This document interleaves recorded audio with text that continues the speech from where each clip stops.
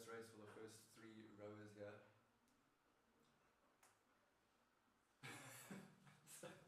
Sorry for all of those who look at me and staring at you. I'm trying to look at another screen.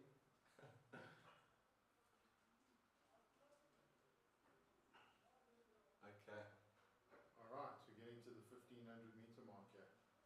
First 500 down. Alright, a close one between Tunisia's Moana Cortez and South Africa's Gaynor Clayton. Very exciting. Candace Holmes is not so far Yes. behind. The top 3 races, very exciting. Alright. Rates have come down below 30. And we're looking at 2-minute splits for the leading ladies, huh? Yeah. Okay. Yeah, they just went through the first 500 in just over 2 minutes. Also, Tunisia's Moana Cortez has taken a bit of a dip there. Here's the strong part, middle 1K, not the easiest. It starts to burn here. Candace Holmes and Gaynor Clayton representing East London CrossFit. Take it at home. Okay, they're keeping the splits fairly consistent at about just over 2 minutes. Yeah, it is touch and go there between Gaynor and Candace. Yeah, they've probably raced each other Yeah. on the go before. I was actually about to say that probably they know each other's splits, they know each other's weaknesses. But who's going to take the gold? Is it Candace or is it Gaynor? Or we're following closely, but Tunisia is bringing it back up again. Moana's taking it. It could be a close final. Yeah, she's keeping actually, keeping the rate down, eh? from the other screen it looks like Moana's taken first again. Yes, she has. We've just got that in. Okay. Exciting race we have here. But she's powering it, eh? If you look at her rate, it's only 24. Yeah, nice and comfortable. Compared to the other 2 rating at 28, 29. Yeah, only 3 meters off Moana Cortez, but she's made a really good comeback here. Okay, getting up to the 1000 meter mark. Okay, then it's halfway. Still pretty close though between the first 3 competitors. I mean, 4 meters off, it's not just nothing much. Let's say about half a boat length. This is the point where it comes in your mind, you're like, it's only halfway through. Still need to do this again. Yeah, they're keeping the splits low. Sure, okay, now's where it starts to hurt. Okay. Gaynor and Candace again within meters of each other. Moana, I hope I'm pronouncing that correctly, but she's taking this first place still. Nice, still comfortable rate, 23-25. Gaynor's coming back. Gaynor's making a push. Yeah, she's picked up the rates, picked up the, got the splits. Maybe a bit early to go for her. Gaynor's taking it now. Alright, lovely. Picking up the rate to 31, splits under 2, excellent form. It's tight now between Moana and Gaynor. Looks like she's been saving a little bit for the last 1000. Candace slowly starting to drop down a bit. That's a bit off the pace. Oh look, the Tunisian's picking up the rate. Moana's picking up the rate. Yeah, it's getting close. Very close. She's not letting Gaynor get away from it too much. Okay. Into the last 750. Oh, I can hear you in the background. Yeah.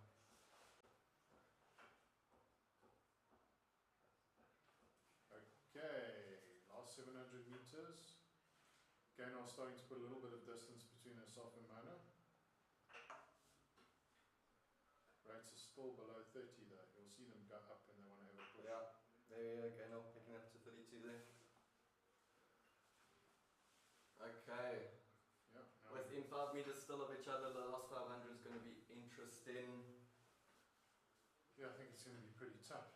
Tough, eh? They're on 5 minutes 45 so far. Okay, coming up to the 500 meter mark, it's neck and neck. This is an exciting race from Moana and this Gaynor. is close. Look at the difference in the rate though. I know, very comfortable still from Moana. Yeah, just... Okay. You're going to see a bit of a push towards the end here. Last 2 between these 2. Absolute champions. Okay, here we go. Alright, here we are. Score 50, neck and neck. Even from this, the other one there, which is a bit, which that's at 7 minutes. That still looks neck and neck between those two.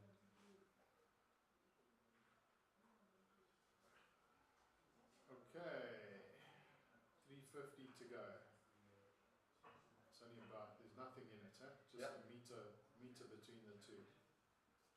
I'm waiting for the final push here. I'm waiting for the rate to go up. I feel like those are the worst races because there's no one giving up, you know? There's no one, like, you don't have like free water ahead of you to like relax and row your way in. It's the constant, like, who's gonna, you know, give up.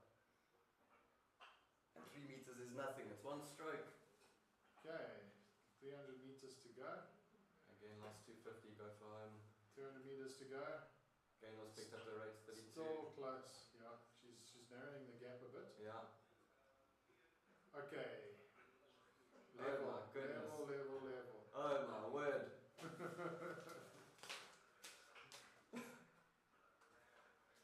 Very exciting stuff. I wish we could get a live camera feed of their ergos or the results at the end. You'd see them struggling. Okay, it looks like Mona's putting in a final push. She's starting to get the advantage. Yeah. Okay, Gaynor's rate's higher than Mona's, but I think it's looking like Mona's race. What do you reckon? Looks like she's going to take it in the end, yeah. Yeah, coming up to the finish, here we go. Wow, what a race. Excellent stuff. Close. Gaynor's just... 7:57, Mona Cortez followed closely 2 seconds, 7:58.9. Gain Clayton. Excellent rowing from those two competitors. Here comes Candace. Candace in third, 8:09. Okay, what a good race. Excellent. Nadine and Anna-Ree followed in 4th and 5th. Wonderful racing from the 4 East Londoners in RSA as well as the 1 Tunisian, Mona Cortez. Excellent road, well done. So yeah, that's a couple of wins for the North Africans so far. Yeah. In a couple of events that we've watched. The first 2, I think. Yeah, they're showing some plans there. Showing some form. Excellent race. And there we have it. That's the World Masters women event done. 7:57 winning time.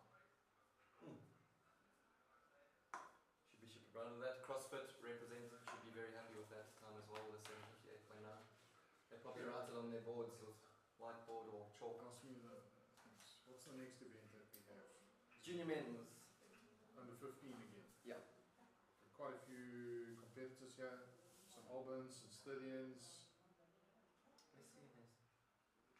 CNS is somewhere in Africa. Johnson, Danson's private, Mario Almo. He was a rower for Jeppy Boys. So we got a private row as well. Got somebody from Bishops. Yeah. No, Benny's boys there. No. Team Morocco. They're in there.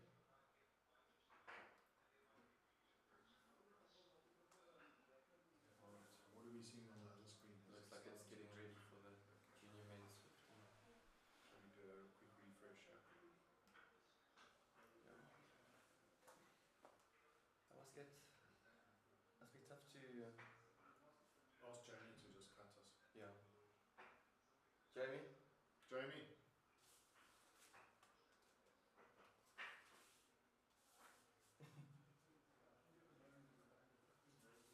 Can you ask Jamie to cut us? They can't hear you. Oh, so we are. I don't know. No, we're quite delayed, so that's why we want him to just cut Yeah. us. Oh. Because we can't see what's happening live. Yeah. Oh. That's a bit awkward. Yeah. It has been, but... Jamie, Are we... can cut us. You have been cut. For how long?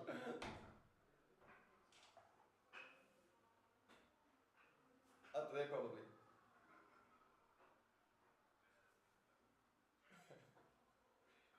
How's JD wearing Jeppy? Because he probably plays hockey there or something. Oh yeah. Or runs there, or rides there or something.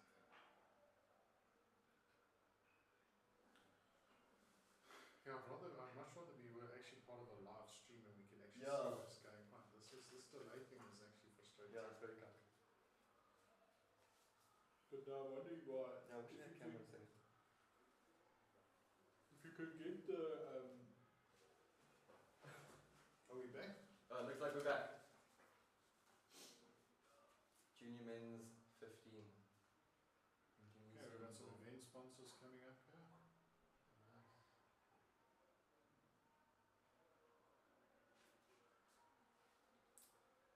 Okay, exciting. The first junior men's under 15 event.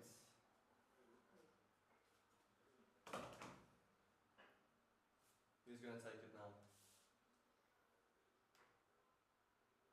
Tunisia again? Do we have any? Yes, we do. Yeah. Okay, so tension, and it looks like they are off. Again, we're having a bit delayed feed here. Yeah, I can see from there. So it looks like we're going. Last place Moroccan looks like he's got the first good start, followed by, is that a Chilean? Okay, here we go. The race is about to start. Okay. And they're off. Junior men under 15. Alright. Rating pretty high out of the start there. Good starts from the little one Maria. And Maria. Maria's That's the doing private well. Jeppy boy. Okay. First 100 meters, got South Africa in the lead. Okay. Maria's taken the lead. And is that who's in second place? Which country is he? Morocco. So Morocco. Yes, so the Jeppy boy number 1 was a rower for Jeppy's boy. He's initially a chess player for most of his primary school career. That's quite a change. Yeah, quite a change Chess from to chess to rowing. rowing. So he came 7th place at SA Champs in the 14s last year. It may not be first place, but for Mario it's a huge achievement. So well done, Mario, and we hope to see you a bit more in the future. And with these results, more than likely. Okay, so they're coming up to the 700 meter mark. Nice, good form from Rates the of South African. rates of the two leading horsemen is pretty similar splits. Yeah, start again between the South African and the Moroccan. And then in third, Liam coming 20 meters just following from the Moroccan. Oh, and we've got a changey position.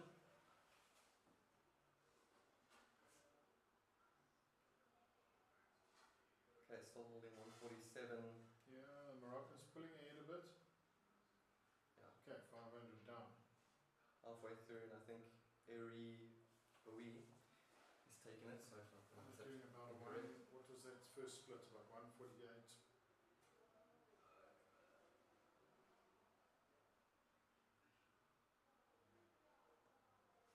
Okay.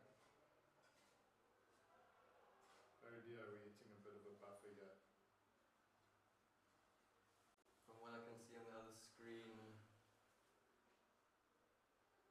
it is still the top two, the same, Moroccan and the South African. You can cut the feed. Yeah.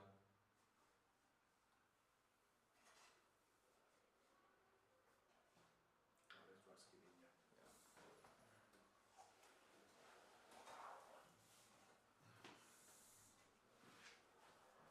It's about 30 seconds delayed. Yeah. Keeps buffering now. Oh, yes, so it's very optical.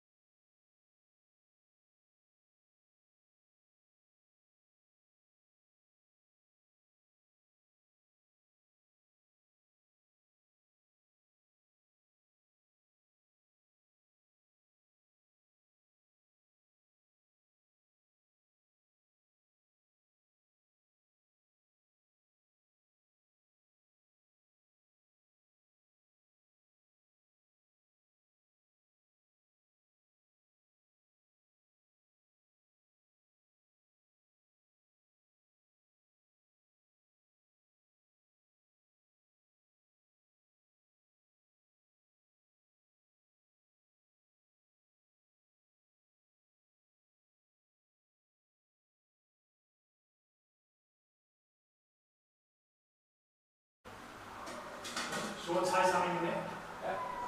guys, 16 countries competing against the in the African World Championship. That sounds better. What is it? What is this event's official name? African Virtual Regatta Africa. Okay.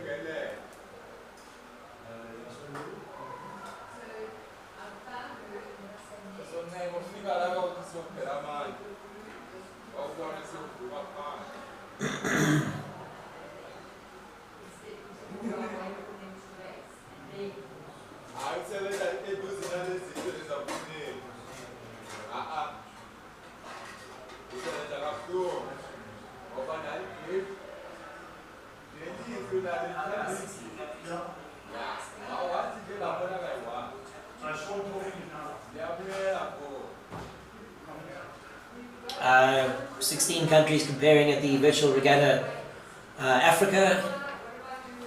Concept 2 is the world standard in indoor rowing machines. They are standard used by national teams for training and for testing. Exceptionally reliable and consistent, which is why they are the machine used for this event.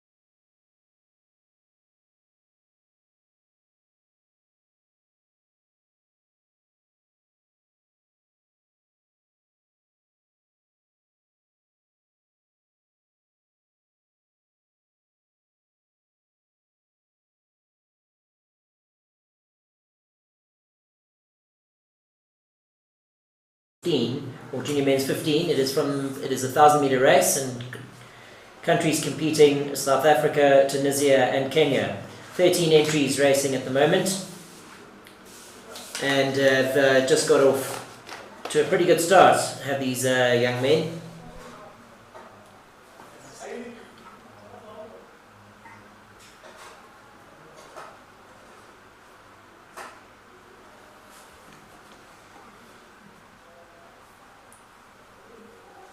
Zane Newman from South Africa takes the early lead in this 1,000-meter race. About a minute and 30 seconds in.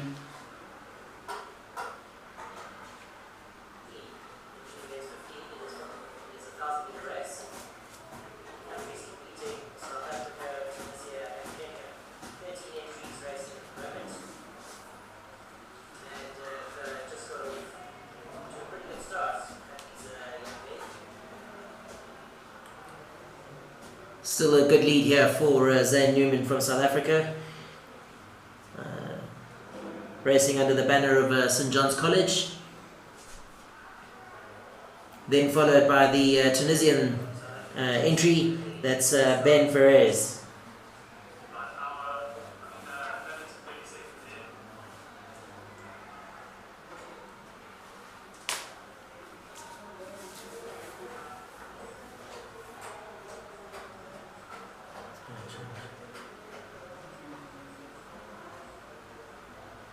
Race heating up for second place at the moment, with 5 boats across the line looking for a second place in this junior men's 15,000 meter event.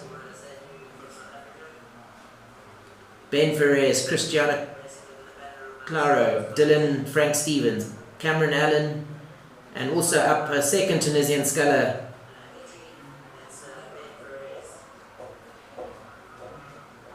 But it is still Zane Newman well out in front, just about to come up to the finish line.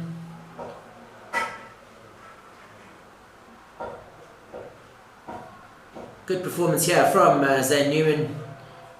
Crosses the line, winner.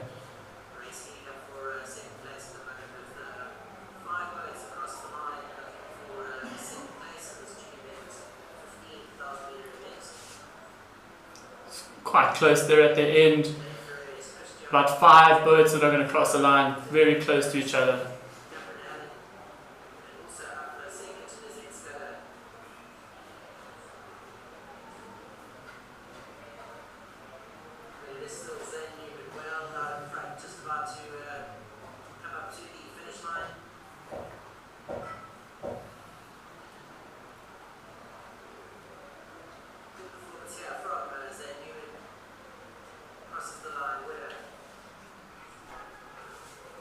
Actually, not that easy, right? I can't if I can see that.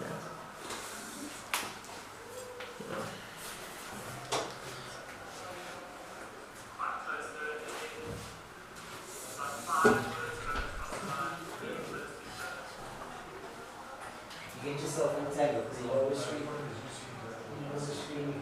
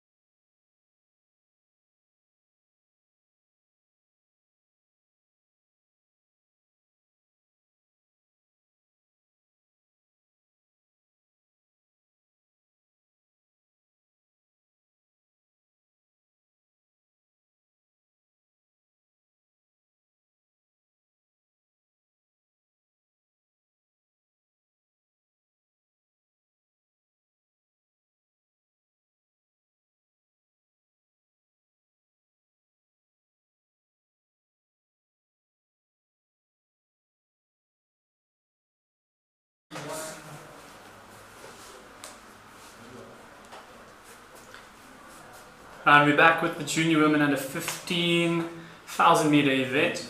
This is race 8. And it looks like we've got again just a bunch of crews from South Africa as well as Tunisia. Really, full start.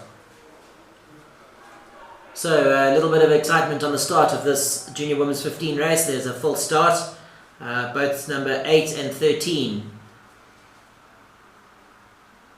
I beg your pardon, not boats 8 and 13. I'm on the wrong screen. So attention, go, and it's start again for the junior women's 15 1,000 meter race. As was mentioned, crews from South Africa and Tunisia, 14 entries in this event. Excellent start there for most of these junior 15 women.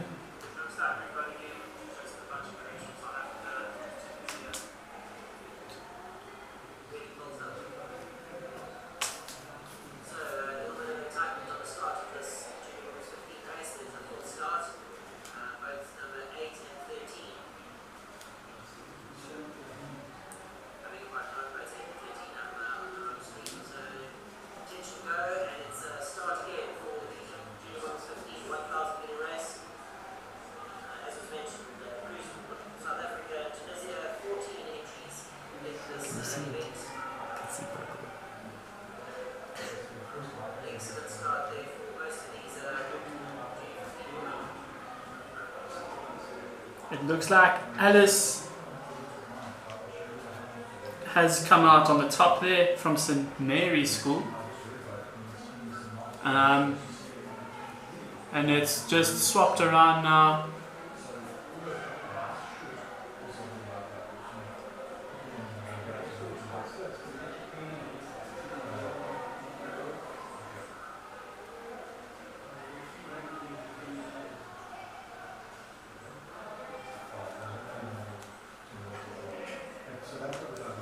Jessica Salters from St. Andrews has moved up into 3rd now, closely followed by Jessica Hendley.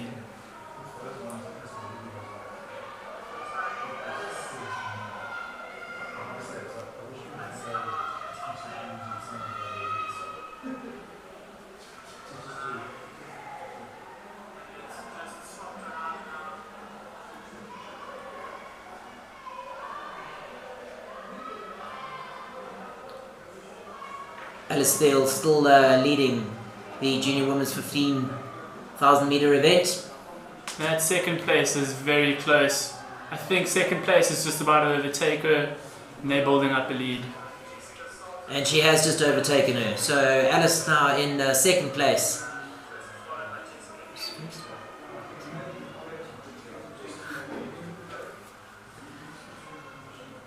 Justine Zwickelaar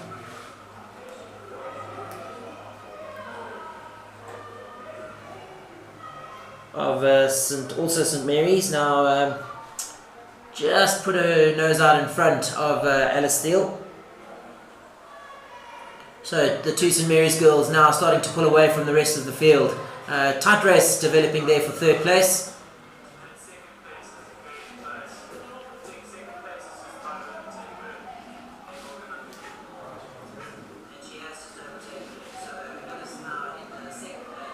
There was just a swap there from 5th to 4th.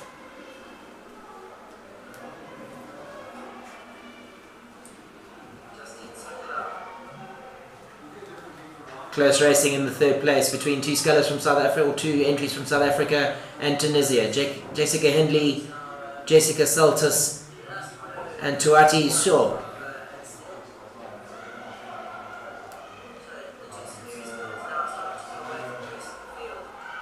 Alice Steele just falling back a little bit now as Justine Swingler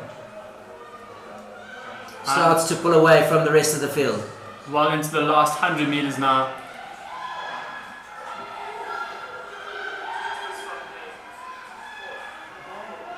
Coming up to the line, it is a win for Justine Swingler, sorry. Let's see who can come up with 3rd now. It looks like Jessica Hindley is going to take 3rd. Just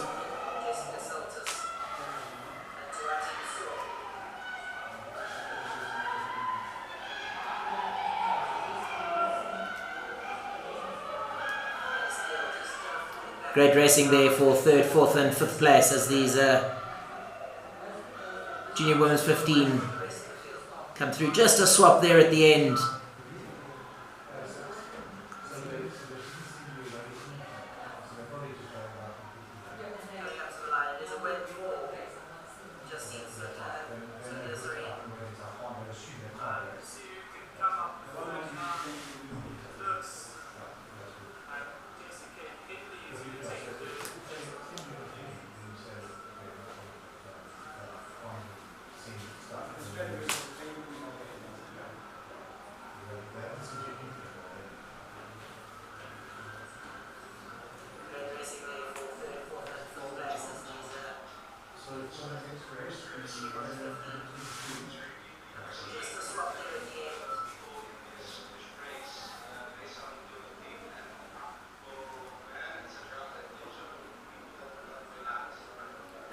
He's going to take us off, right?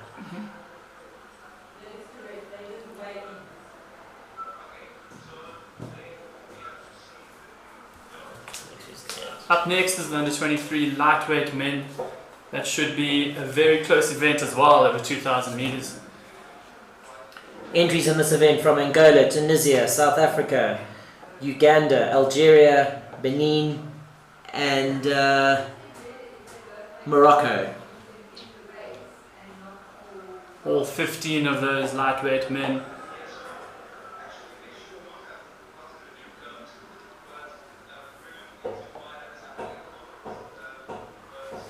So, crews entered from, or entries from 16 African countries.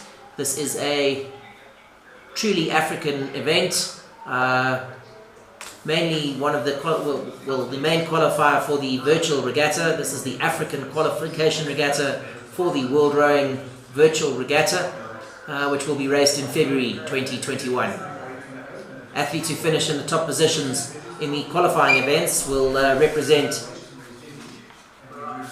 Africa and their country at the Virtual Regatta in 2021.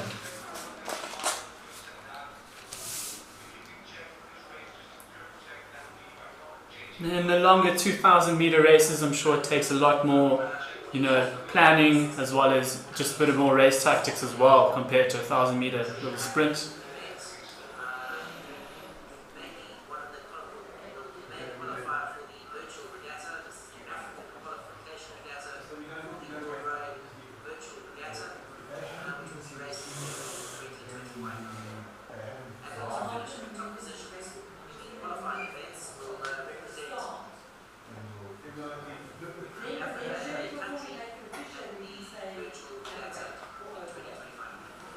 Just under a minute to go to the 9:20 race number 9 of this virtual regatta. It is the 2,000 meter event for under 23 lightweight men.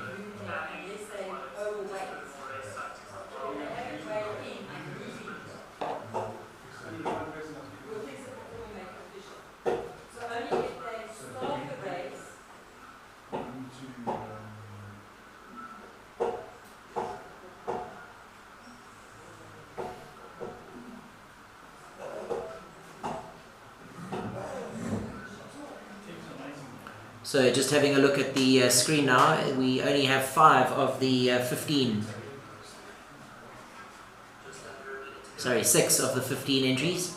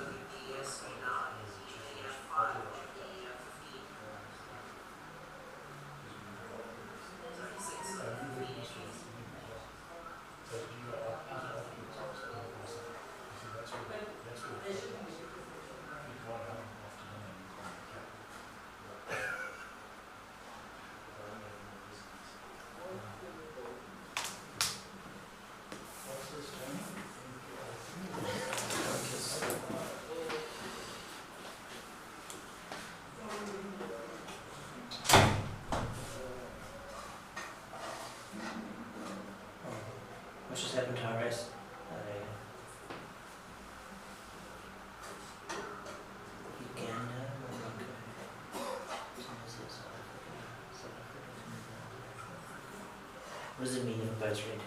I don't know.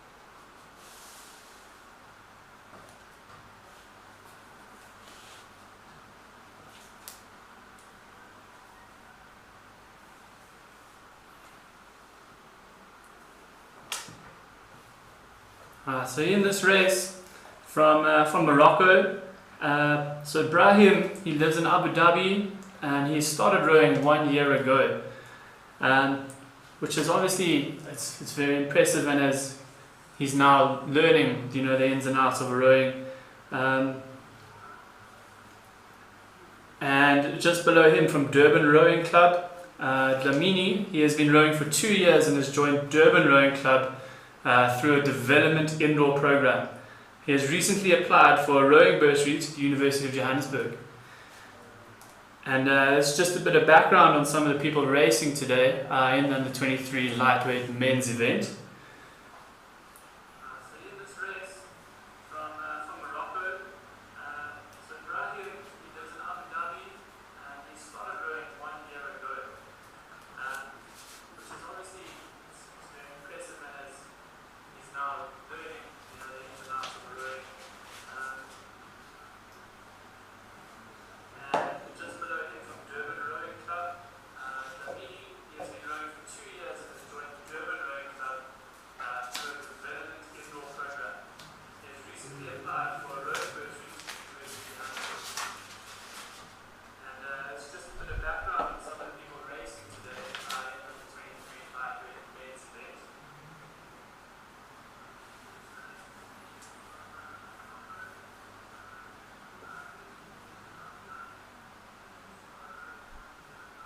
So both lightweights and the Algerian sculler not being a lightweight under 23. 7 boats now in the under 23 men's event from the 2,000 meter mark.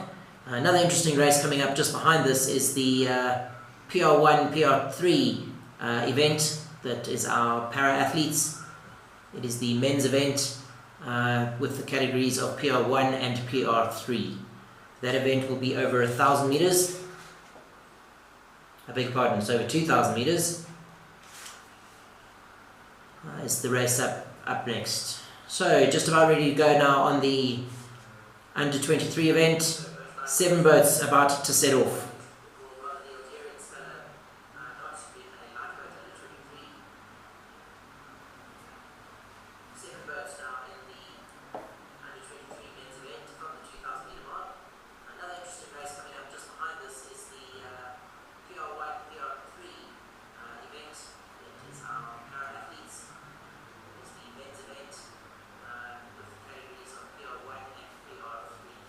All the athletes getting the indication to stop rowing. It just gives the fans on the ergos a time to stop before we start again.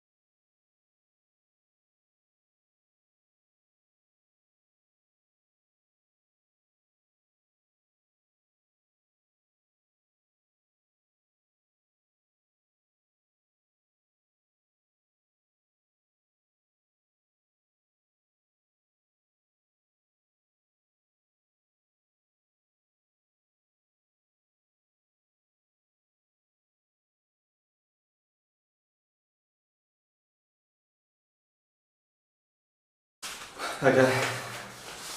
Let's do this one. Alright, so junior men under 16 rowing has got underway. Thank you for joining us again. Welcome back to St. Andrew's School for Girls. A fabulous day, yeah, this Saturday morning. A little bit cloudy. A little bit cloudy, partly chance of rainfall, about 3% I'd say. Wind speed at roughly 5 knots.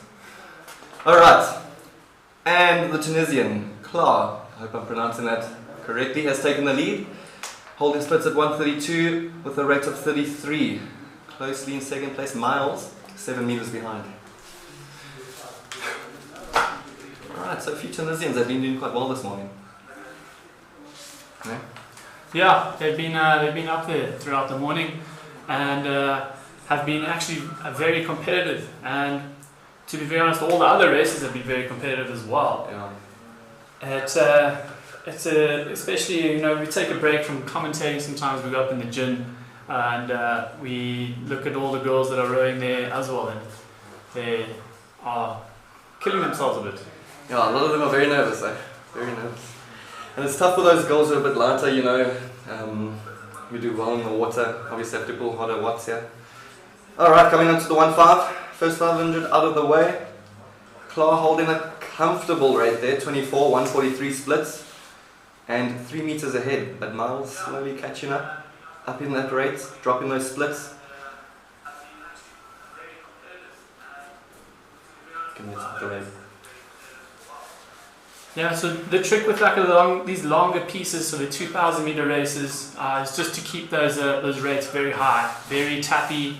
You know, if you think about it, you know, you really want to keep it all on the fan as much as you can, and you want to stop it from slowing down. So otherwise, you need to pull it up again.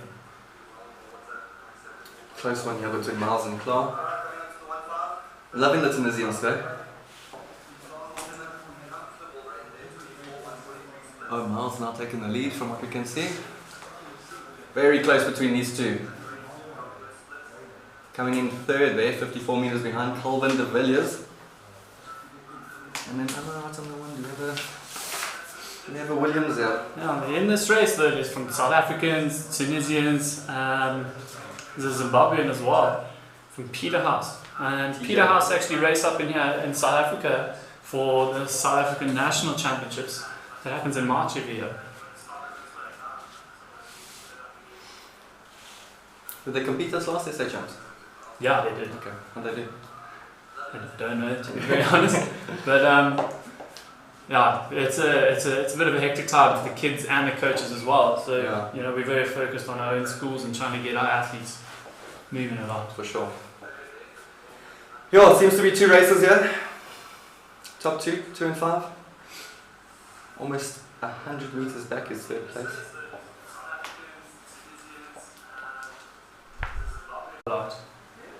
Yeah, this is when it's go for him, eh? But I think after this we're going straight to the junior women's under 16s or Race number 17. Alright, 3 St Andrews girls representing here. St Mary's joining as well with 2-3 girls as well. Peterhouse, BLC, Mtata represented. Good luck. Alright, so. Oh.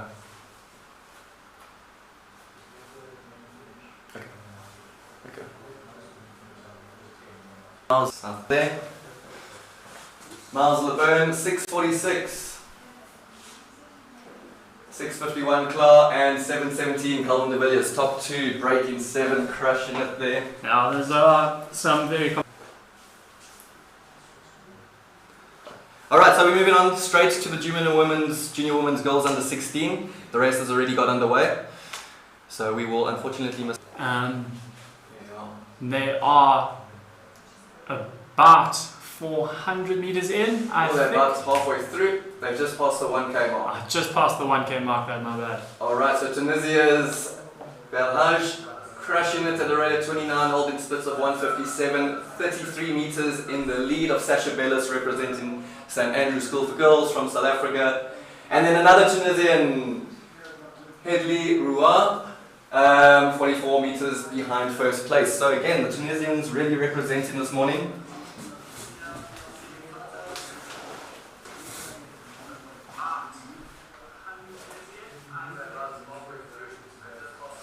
This is awesome to see.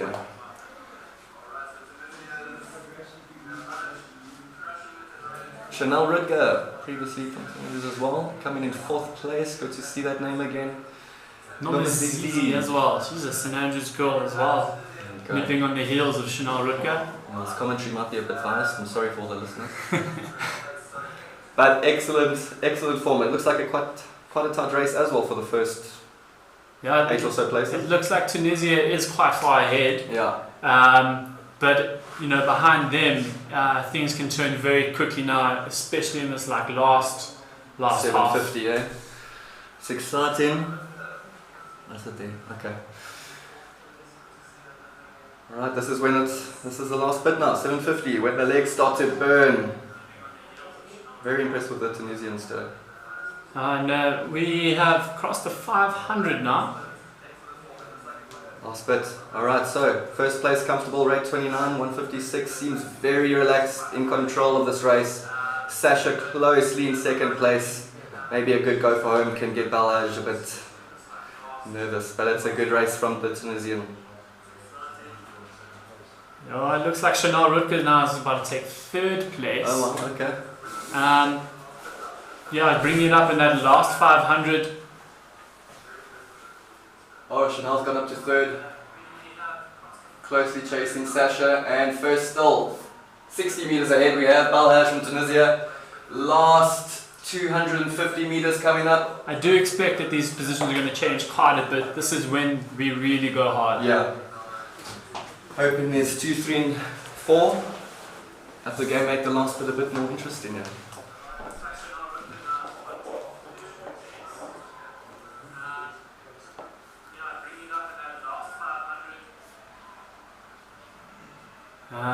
We are into the last 250. Positions seem to stay. Well then, if you really want to give it a bash in this last 250, the trick is just to try and bring that rate up, especially on the erg. Yeah, drop those splits. Yeah, drop them hard and drop them hard. Try and ignore how much your legs are burning. And it looks like Zizi has taken over the Tunisian and is coming out hard at Chanel. Oh, it's going to be a tight one. I can hear the screams from here, from the commentary box, up in the ergo room. Very, very exciting. How's it going to end? Oh, first place Tunisia. Excellent race from Balhaj. Will Sasha Bellis hold it? It looks like she will, but will Nomas and Chanel, if she doesn't blow, will hold 3rd place as well. And it looks like the Tunisian is coming back hard at Zizi. Alright, so top 3. Balhaj from Tunisia, excellent race. Sasha Bellis from St Andrews School for Girls, closely followed by Chanel Rutger. What a race.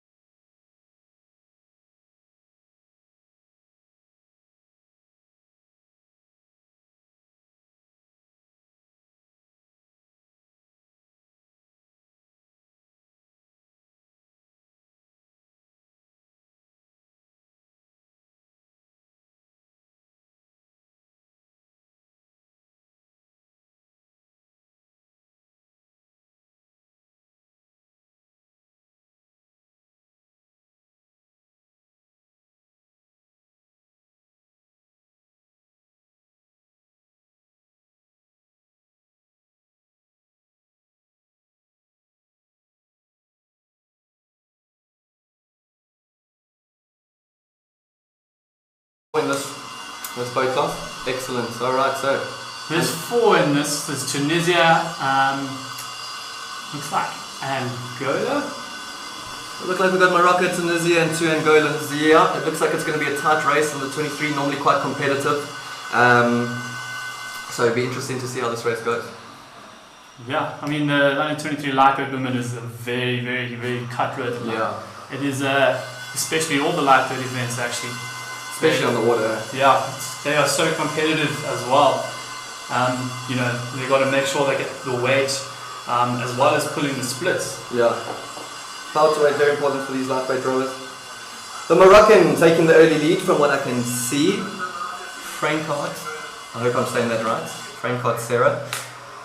With a rate of 29 at 148 to start off, followed by the Tunisian. Oh, that's our bad. They're not Angolans, they're Algerians. Ah, Algerians. That's our bad, sorry.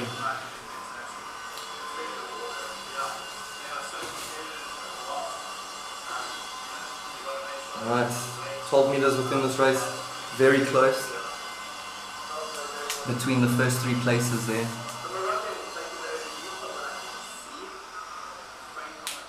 We have a special guest. And Pardon? Yes, we love.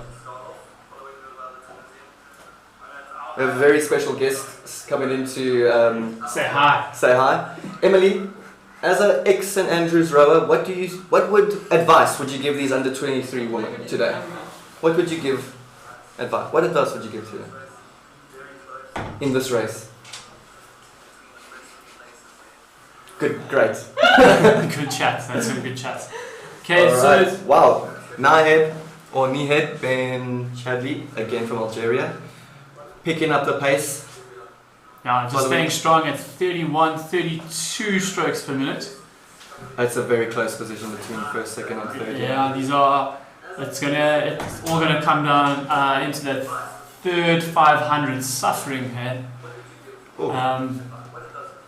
That's when you're gonna see it quite a lot. That third 500.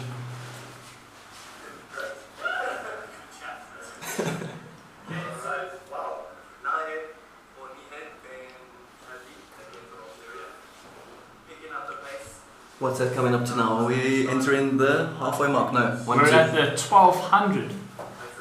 So we're 800 meters in, 1200 to go. I always find these races, like, you know, I find the races are better when you have a lot of space either in front of you or behind you, because you can see where you're going. But when it's tight like this, it's like you can't give up, you know? You got to fight for the fight between second and third as well, there's like 3 or 4 meters between them. It's very close, and it's going to come down to the toughness. Something has given me anxiety. So it made me excited. Second and third is very, very close. 2 meters between the two of them. A close fight between the Algerian, Northern African. Yeah.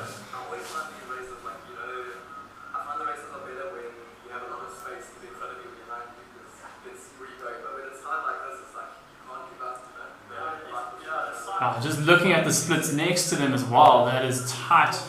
You know, 153s, 154s. Nihed just taken up to second place there. Yeah, and it just, you know, second place is just swapped around, but I suspect well into the race is going to be swapping quite a bit. Alright, so we've just passed the 1K now. 900 meters to go by the looks of it. So if we bend in into your camera, I'm struggling to see. Yeah. So this is staring at you. This is where the pain starts to really feel. The hamstrings, the calves. Yeah, especially the quads, you know, the lungs, it all starts to burn. When you're not sitting up straight, technique's starting to go, but how much have you got left? Let's go. Yeah. You know, about 750 to go now, so, you know, really trying to crank it up, see what's left for that last 500.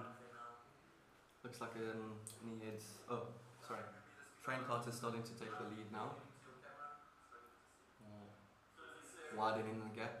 Yeah, I mean, if you look at these rates compared to the schoolgirls and the 16s in the previous races, you know, they're sitting 32, 33, 31, somewhere there, which is awesome. Yeah. And that's what you need, especially if you're a lightweight, you know, that's really what you need. You need to tap it around. And maybe in the last 250 as well, they're going to bring it up even more. Maybe we see some 34, 35s. And you can see the difference here. When we took a look at the under 16s rowing on the ergs, the rate average seemed to be about 25, 26. Yeah, now you can yeah. see. And now, you know, with the experience as well, that Yeah. looks up as well, and fitness. Obviously, with you know the corona and COVID-19, you know the training has been a bit delayed. And also, they must be all training ergo now. Like not many of them have been able to get on the water. Yeah, I mean, especially in South Africa, it's only recently that we've been able to get on the water. Yeah. And so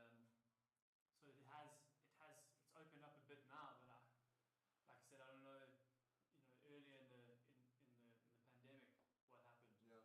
It's probably all gym and all Erg, all yeah. erg. Be interesting to see what happens next year. Looking forward to having some regattas again. And we're into the last 500 now. The last 400, if I can see. You know, and the Algerian is coming back hard at Frankart. Yeah, she's going for home now, trying to catch the Moroccan Frankart. Third place from Tunisia has dropped a bit. Last 500's taken a toll. Let's see if she can bring it back in the last 300 here. But first and second, very exciting go for home that we've got on our cards here. 8 Who's going to meters get ahead. it? Who's going to take it? 4 meters ahead, so it's going to come down to the line. This is very close. Bubble to bubble. Do we have a photo finish on the line here? Well, let's see what the Algerian Nihad can do. Can Frankart hold it? Now 200 left. Both holding 31, 33. What do they have left? It looks like Frankart. Up in the rate to your 40s, making sure those splits are dropping. Excellent. He had 4 meters, very, very close. The Moroccan is making it very hard for them to overtake. Last 100. 41 rates. Or 42. strokes per minute. I mean, Frankart is sitting at 42 right now. Excellent That drop in the rate. Alright, it looks like we're going to have Frankart Sarah from Morocco taking the win with a final time of 7:25. Wow. You know, to be confirmed. Very good time, followed closely by Nihad with 7:29. Excellent race from those two rows. That's really awesome to see, you know, competitiveness as well. And then third with a 7:38 and fourth place 7:38 as well. Very tight between the third and fourth positions.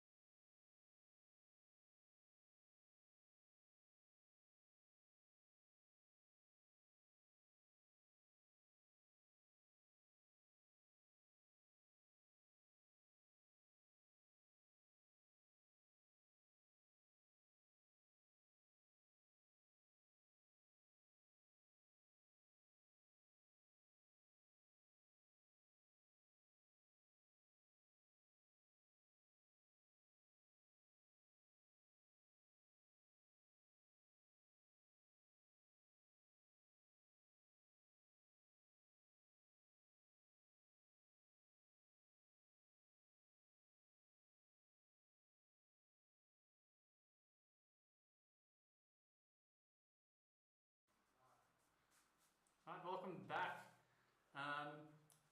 It looks like we have the lightweight women masters 40. So 40 to 49. yeah, that is it's quite a race, and it's quite impressive that these older ladies are taking part. And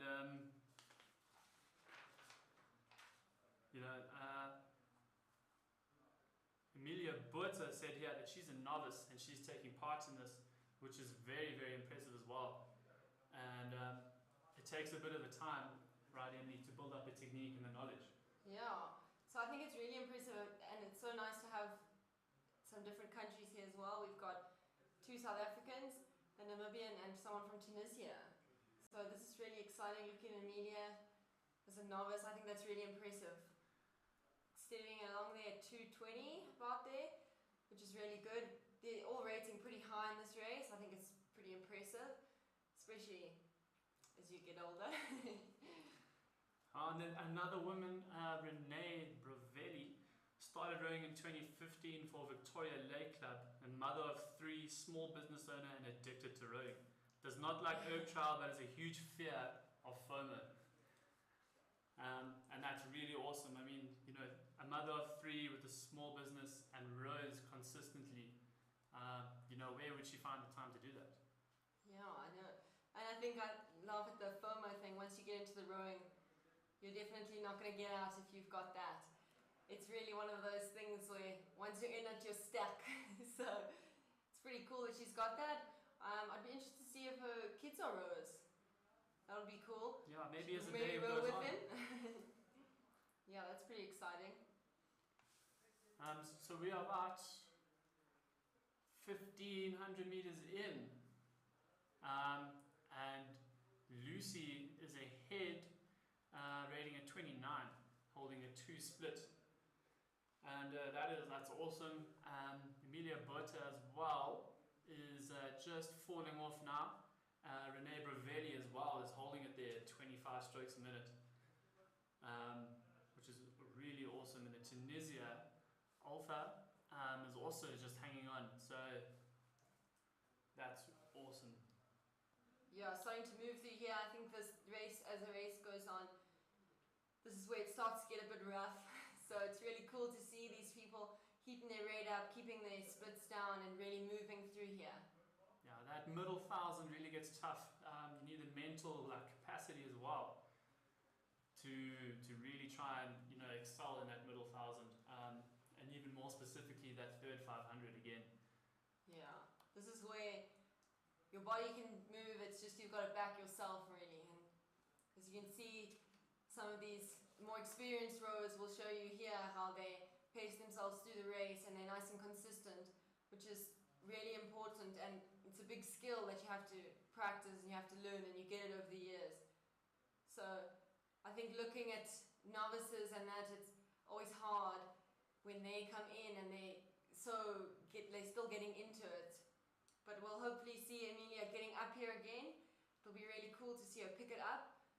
She's dropped off a bit, but I think her splits she's staying pretty consistent. It's not bad. It's just, I think everyone else is starting to pick it up, yeah. So just past the halfway mark, and it looks like that lead by Lucy is just remaining consistent. Yeah.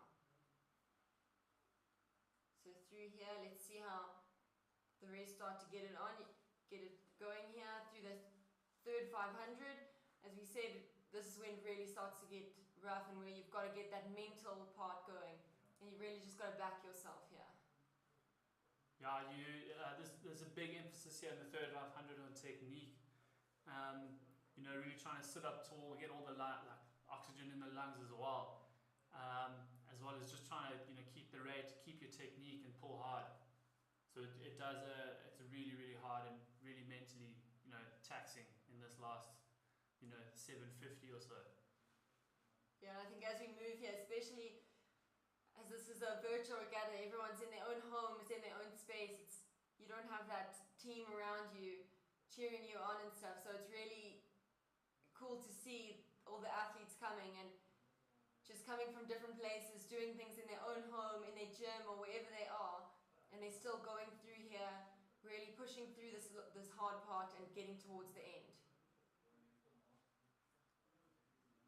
Yeah, so moving through into that last 600, looks like Renee Bravelli is coming back at Lucy. You know, like we said earlier, that last 500, you got to kind of throw the kitchen sink at it and see what you have left. Yeah, it'll be really interesting to see how she goes here. She's rating pretty low, around 24, 25. So through that 500, we'll see how she goes and how Lucy goes through here and see who's going to battle it out to the end. Now, did Lucy do the fly and die and hope for the best, or does she have some left in the tank? Obviously, we can't see how she actually is. Maybe she's actually very chilled. Yeah. But yeah, let's see what Renee can bring back. Yeah, it's into that last 500. Yeah. If I had any suggestions, I'd try to bring the rate up and really try and shorten that stroke, get as much power as you can through, especially in that last 250 or so. And really try and crank it. Yeah, let's see here. I think we've got Renee is maybe slipping off a little bit, but let's see if she can fight back here, getting through that. They're almost at the 250, so we'll have to see this last sprint to the end, what it's like.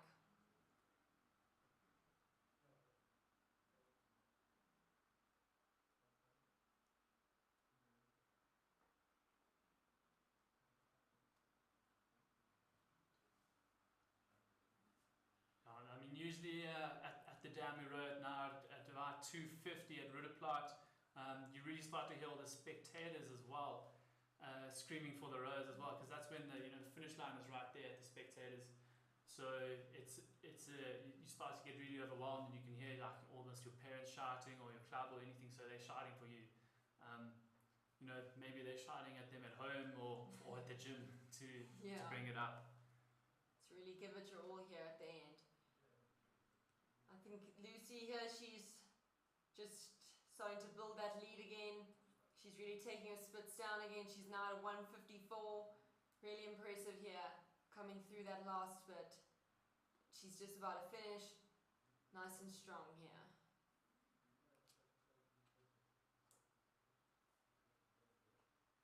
Yeah, there we go. And that's it. Lucy has won this event with the time of about, to be confirmed, it's about a 205, 204 per 500, and the overall time of about 805.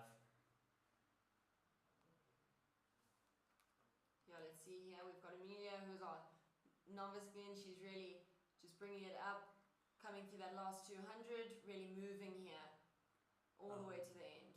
And Renee has finished as well. As I think, to be confirmed, like I said, it'll be a time of about 8:20 or so, average split of 205.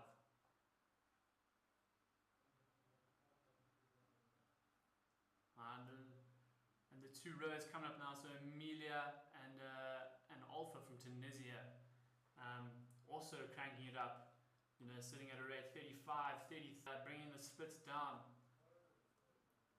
Yeah, really going at the end here. Last 50, you've just got to keep it moving. Yeah. All the way to the end. Just put in.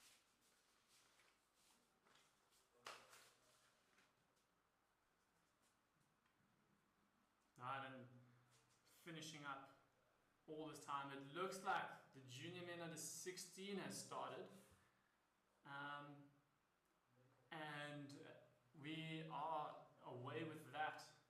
In this event, in the junior men under 16, we have South Africans, Algerians, Zimbabweans, Tunisians, all from various schools. So we have St. Albans, Umtata High School from Algeria, Hiponi Sub Anaba, I hope I said that right. There's Peterhouse from Zimbabwe, St. Dunstan's College, ASL from Tunisia, and then there's a Cares boy, Jake Matheson.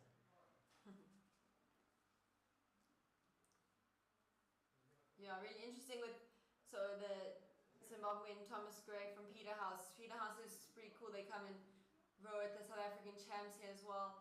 Really cool for them to come through and be part of our cool South African event, even though they're not from here. It's like really exciting.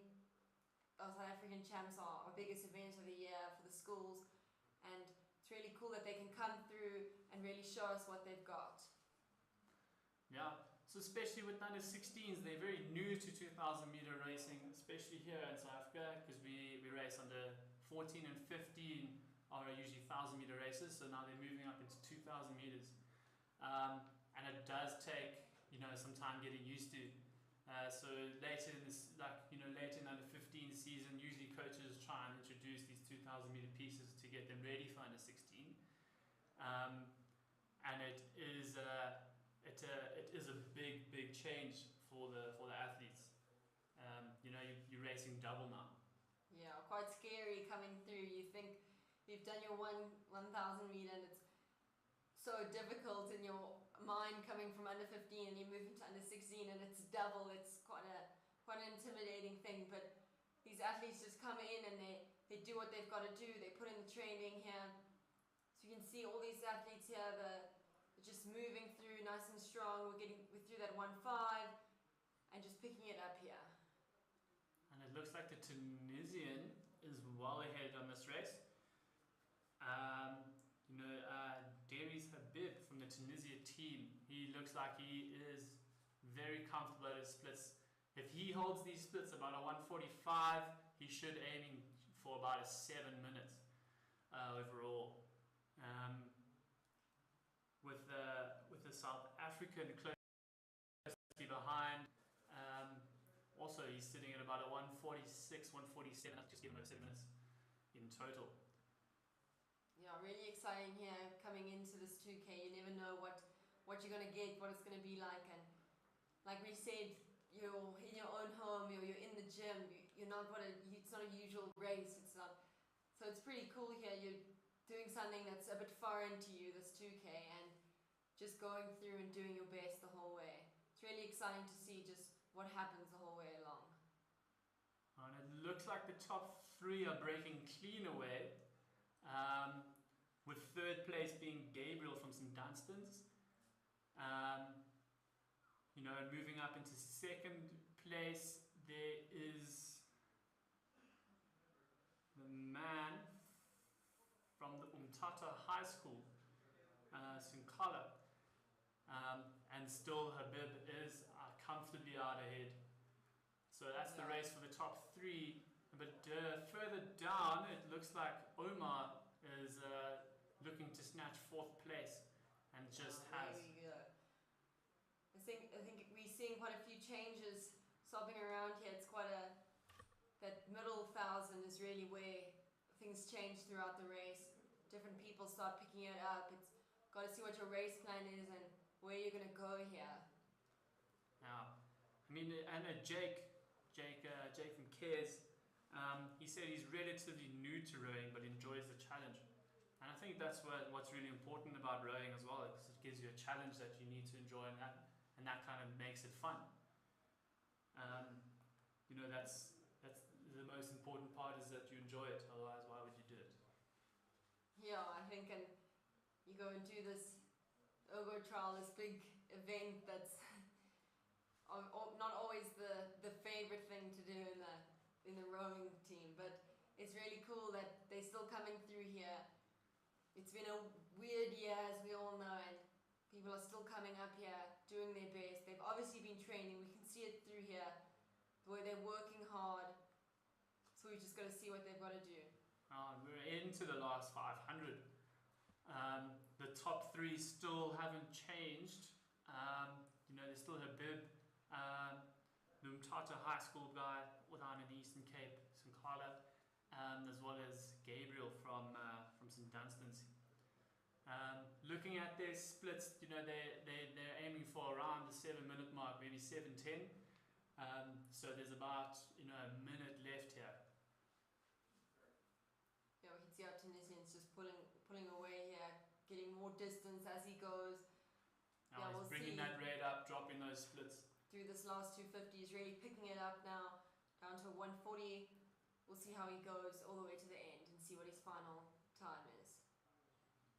I think we're having a rating 37. Yeah, he is properly cranking it up now, ensuring that he crosses that line first. Yeah, and after that top 3, we've got a bit of a gap there, so I think things are changing around there, so we'll have to see if the Algerian's going to pull through here for this last 250. He's about to come in here and see what he can do. He can hold that 4th place.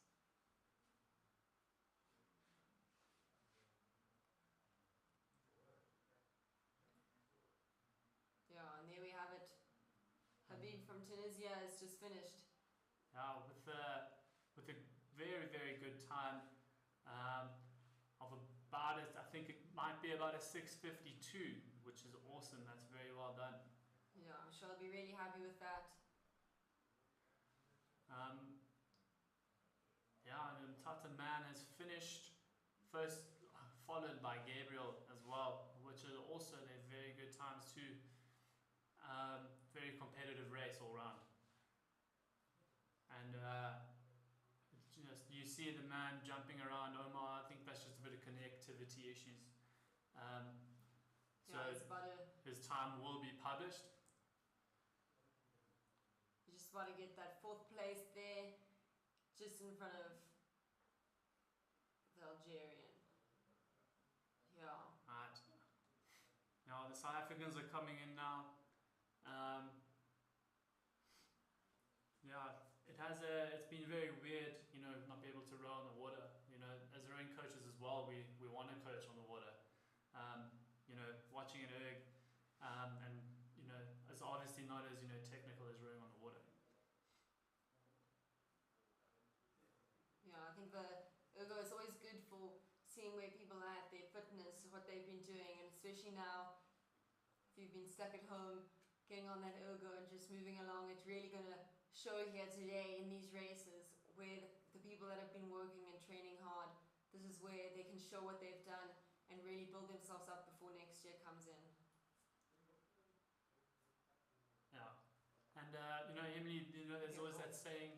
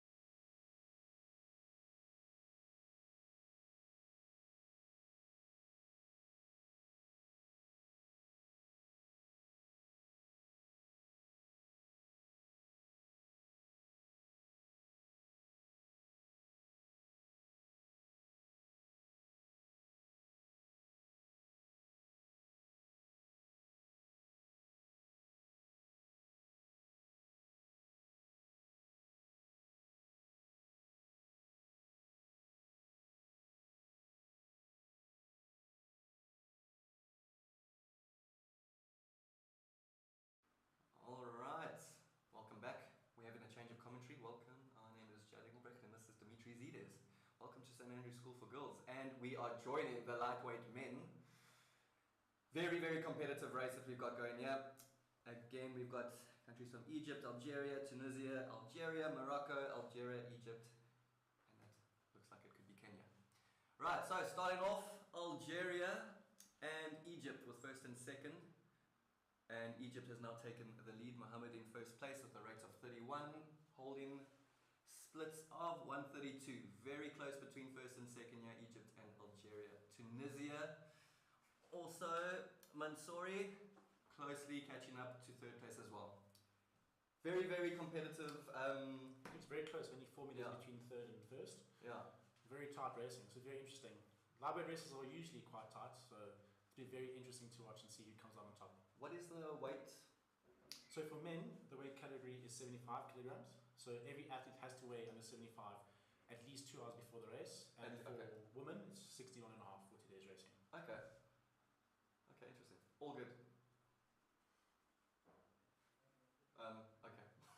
Alright, so first and second, Egypt and Algeria still.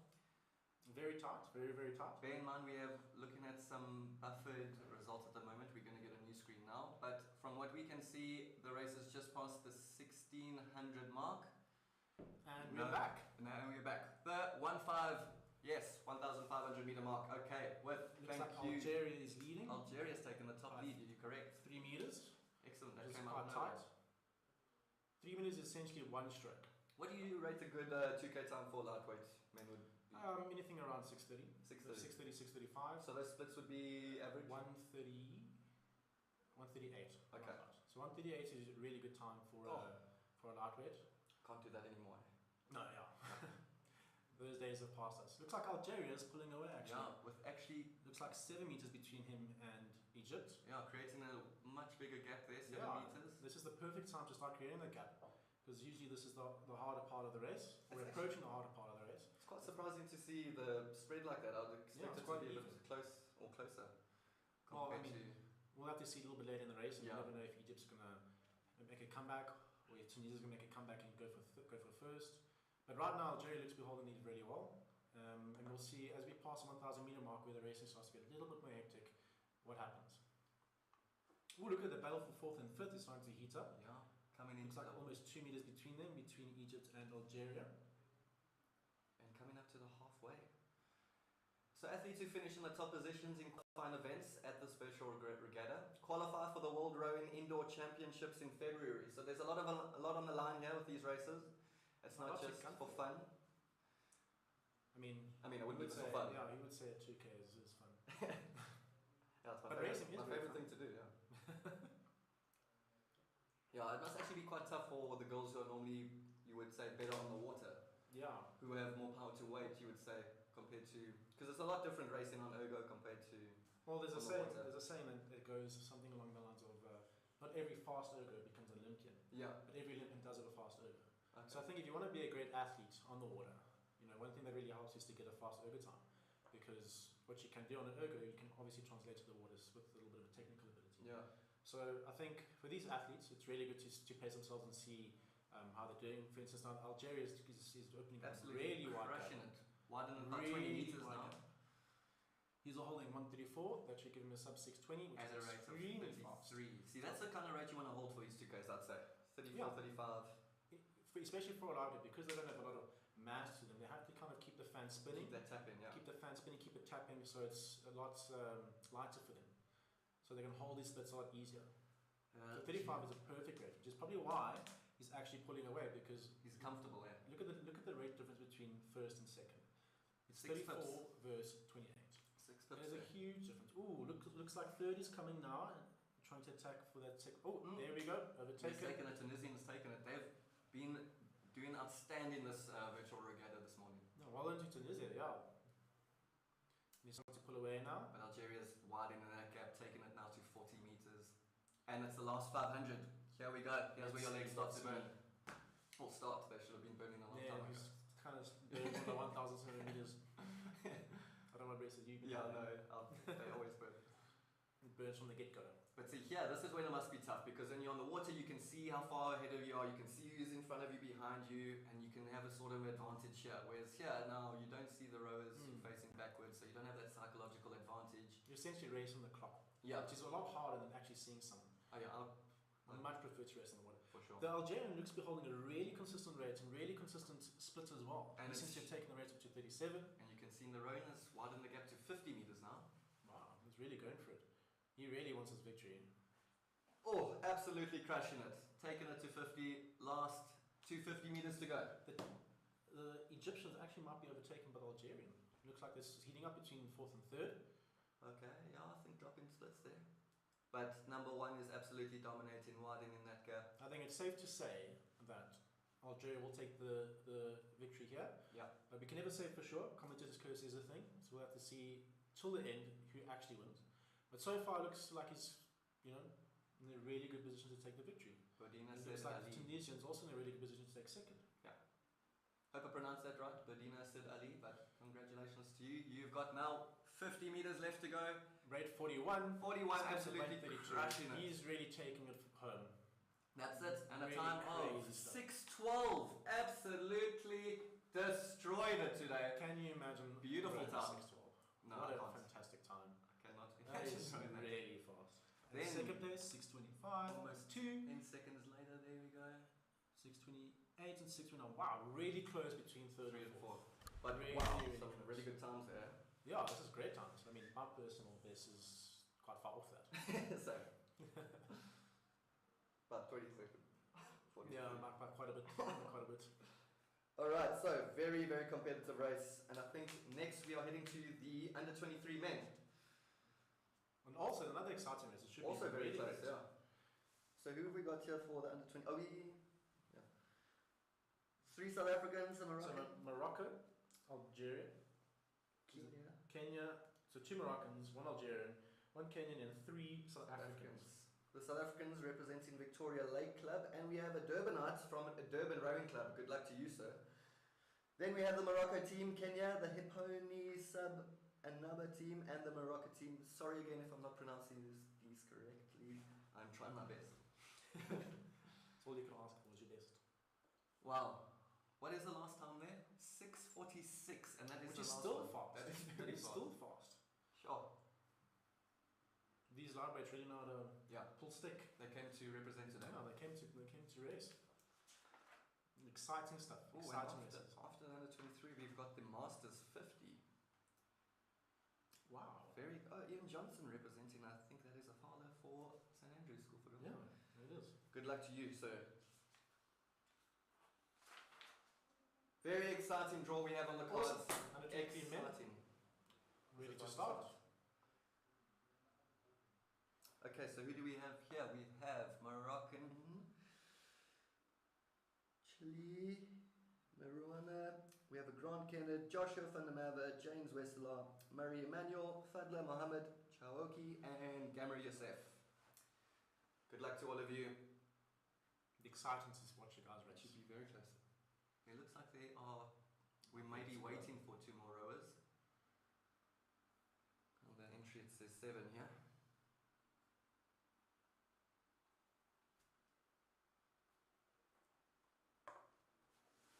Okay.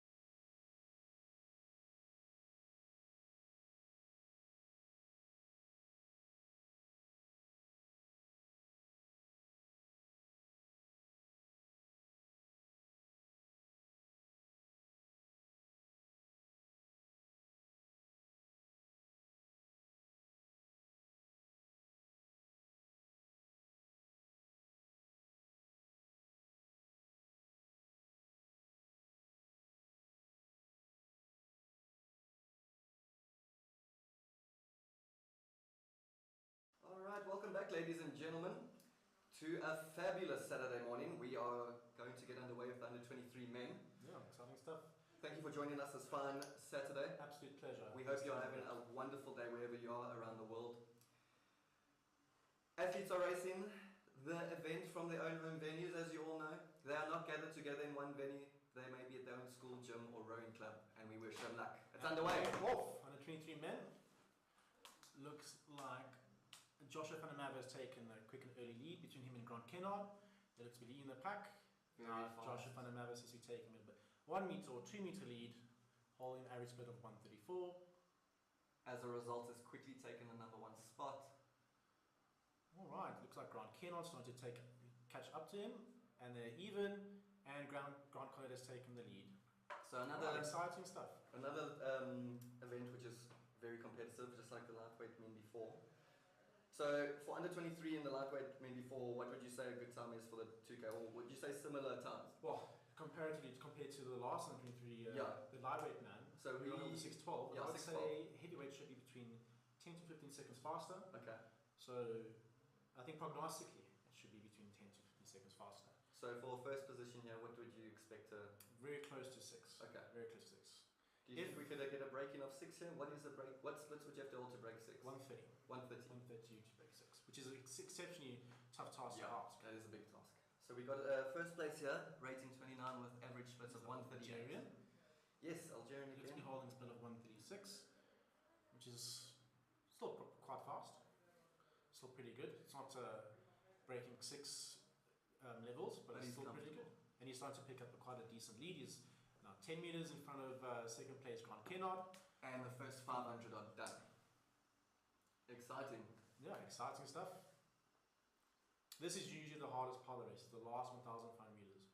Personally, for me, I find the first 5 meters quite easy. Yeah. And from there, the last 1,500 are usually the more painful, tough task. I feel like that last 500, you kind of forget it even exists because then it's just a go for home. It's just adrenaline taking over. But you're right, that middle is when it crushes you. That, Personally, I think from the 1K, that first 300 meters then to go.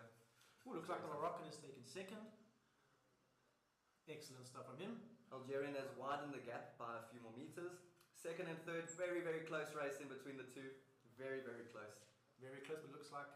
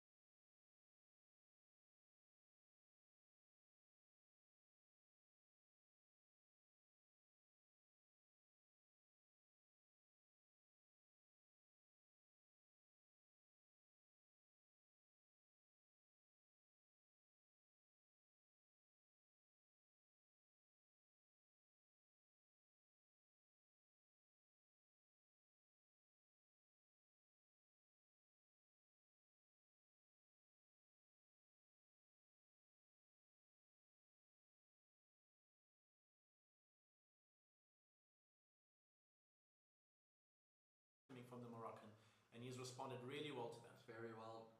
But Can he maintain it? That's the question. He needs to maintain it for about... There's about 2 splits lower than second place, so I think it's going to be an exciting 300 meters. The Moroccan has taken it to 3 meters now. Lower the gap, 2 meters. Stuff. This is going to go down to the wire, almost a photo finish. And you can see now the rate. Ooh, is that 1 meter? Last 200 meters coming up, and it is 1 meter. They are neck and neck. Neck and neck. The Algerian seems to be holding the edge a little bit. You can see the Algerians pick up the rate to 39, dropping the splits to 138. But now it is a game of who's got the most in this last 200 Algerians meters. still holding a slight edge. I'm on the edge of my seat, Dimitri. I cannot believe this unbelievable scene. In normal racing, this would be what you call bubble to bubble action. Oh. Be a bubble between the two. That is meters in together. This is some great racing to watch. This is exciting stuff. Down to the wire. Last 50 meters, here we go. Oh my word, we have the Moroccan taking the lead. 37 of the rate splits up to 138. Okay, I've now lost it. Okay, and we have the Algerian coming in. I can't see now. We have lost We have lost. screen. We have lost the screen. We do apologize for the inconvenience. It is as if you know the lost. There we go, we are back. Okay, Looks there like we go. Moroccan has won Wow. with a time of 640.8. and second place came at the time of 641.5, and third place Grant Kennard from South Africa 650.9. Well, that's all the athletes performing today. That was a great race to watch. Neck and neck stuff between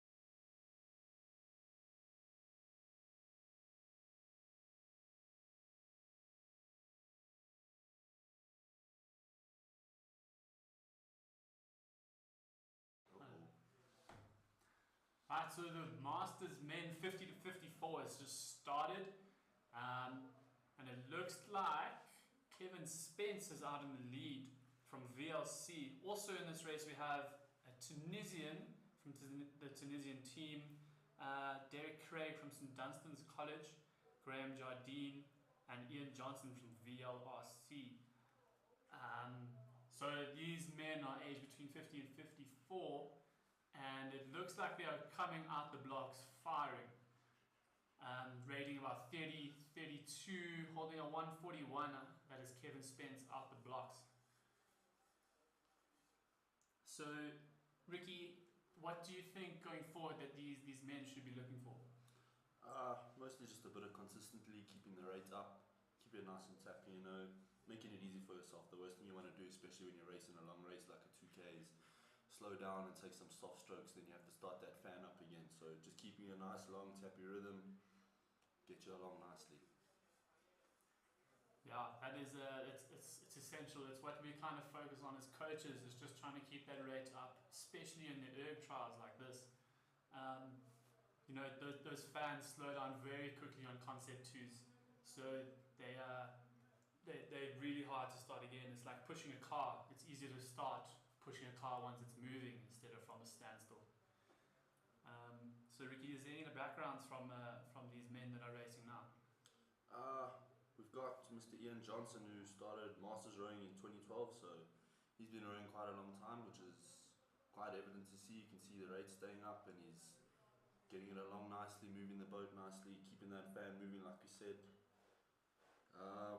We've got Derek, who's been rowing since 2019, mostly on the weekends, he says here, which is pretty cool to see that even though it's a long time out of school and still rowing and keeping active. Yeah, so a 2,000 meter race is generally longer than what these men would race normally. Usually they race about a 1,000 meter race. So bumping it up to 2,000 meters is really adds, you know, an extra whole race on top of what they're used to. And they're coming through, you know, the 1100 to go. Mr. Kevin Spence is out ahead by, you know, about 75 meters it looks like. And he is cranking it out, just making sure he stays ahead. All of these men are racing on concept twos. They are used by national teams for training and testing all over the world. And it is, you know, the most consistent machine that the rowers use. You see that most of the schools invest in concept twos, most like to train the rowers. It's kind of the general standard when it comes to testing and doing erg trials and erg pieces, because if everyone's using the same ergs and the same equipment, you can kind of get a base level of consistency, which you can kind of base results off, which is kind of cool. Yeah, so it looks like now there's a bit of a fight for second. The Tunisian is coming at Mr. Ian Johnson quite hard. You know, Mr. Ian Johnson's probably fighting to keep that spot. But you know, one of the coolest things about a bit of competition like this is that it can actually drive each other to pull a bit harder, because you don't want to give up your spot. So it can happen that, you know, competition between two of them can, you know, push them, you know, closer to the leader. So there's 750 left. So, you know, if they gotta try and catch up, they gotta do it now. It's nothing better when you're racing than a bit of friendly rivalry, especially between friends. Ricky and I used to race against each other as well, so we know about it, and it's we turn into friends over that. So yeah, through the 700, we're approaching the 700 now. It looks like Kevin Spence is out ahead again. Still rating very high. He's been staying very consistent. By the look at his splits, it looks like he's going to be just under the 7-minute mark, which is awesome. It's really cool to see, especially you don't really see a lot of Masters men's age 50 to 54 going sub 7, which is really cool to see. Like Bryce said, keeping the rate up, nice and tappy, keeping that fan moving, making it really easy for himself, not making it heavy, just keeping the boat moving along, doing his own thing, not worrying about everyone else, and just racing his race, which is really cool to see. Now, into the last 500, Yeah, the fight for second place is well and truly on. Like we said, a bit of competition between each other really pushes them above, and that's what is happening right now. So second and third is really fighting for that second place, and fourth place is dropping off now just because of that competition that is happening, and it's really awesome to see. Again, they only have a screen to look at. It's not in person, so they just have a screen to look at, which is even more hard to see, and it's the only really competition that you have.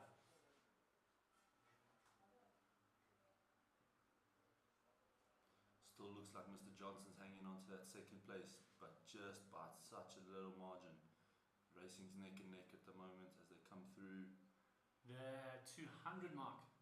And it definitely looks like Mr. Spence is going to be breaking that 7 minutes, coming up to the finish line, and just about finished. He's rating 36 here at the end for that is really up there in the end. 142. He got about a 651. That could be that's very, very, very fast. It's competing with under 16 men. It's a very, very strong time. Good to see. Now we've got the race for second still on, but it looks like Mr. Johnson's just going to edge it out. But also keeping that red up towards that end. 37 at the end, about 15 to go, and that's it, across the line. Have Mr. Johnson in with a 7:20, which is really, really also good to see. Quite a good time. Really did himself proud there. And the Tunisian finishing hard now. Average split of a 152.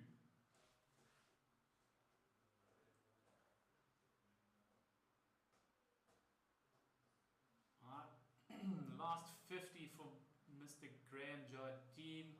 And about 100 to go for Derek Craig. Really trying to crank it up now. Really trying to finish strong. Like we said, the 2,000 meters is much longer than they're used to. Usually they race about 1,000.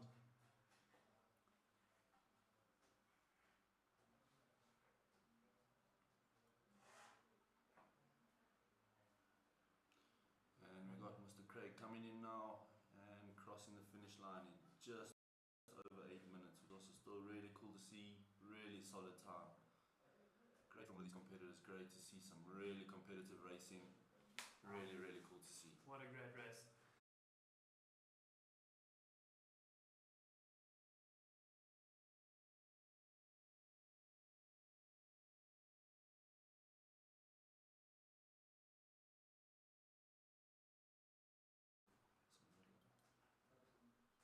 Right up next is a junior woman at a 19s. Race 24, a 2,000 meter event. In this race, there's quite a lot of South Africans, all from various girls' schools. There's Tunisians as well, and these girls are going to be racing from either their schools or from home. And in this school, there's two St Andrews girls, and some St Mary's Cincidians. There's a Tunisian team, and there's CNMT as well from Tunisia. Right, and we're well into the first 100 or so. This is really like cracking it out. They're doing their starts, just trying to get that fan moving, trying to get their splits going. Now, Ricky, from here, what would you advise they do? When at school, when I was rowing, best thing to do, especially over 2,000, is you want to get out fast and quick, get the boat moving fast as possible, but you don't want to blow your race in your first 200, 300 meters. You want to get out there, get in front, and just find something that you can settle on and hold on to, maybe the 1,000 where you can push on a little bit. But the biggest thing moving on from your start is consistently finding something that you can push, or a speed that you can push at that's not too hard, that's not going to leave you with nothing at the end of the race, but something that's not too soft where you leave yourself too much effort to do at the end of the race. So just settling on a nice, quite high rate, tappy, nice and light, moving it along and just getting it down the course. Yeah, settling, trying to find their split. You don't want to have a fly and die. So really just trying to be consistently here. All these girls, funny enough, have been racing against each other now for about 2 years.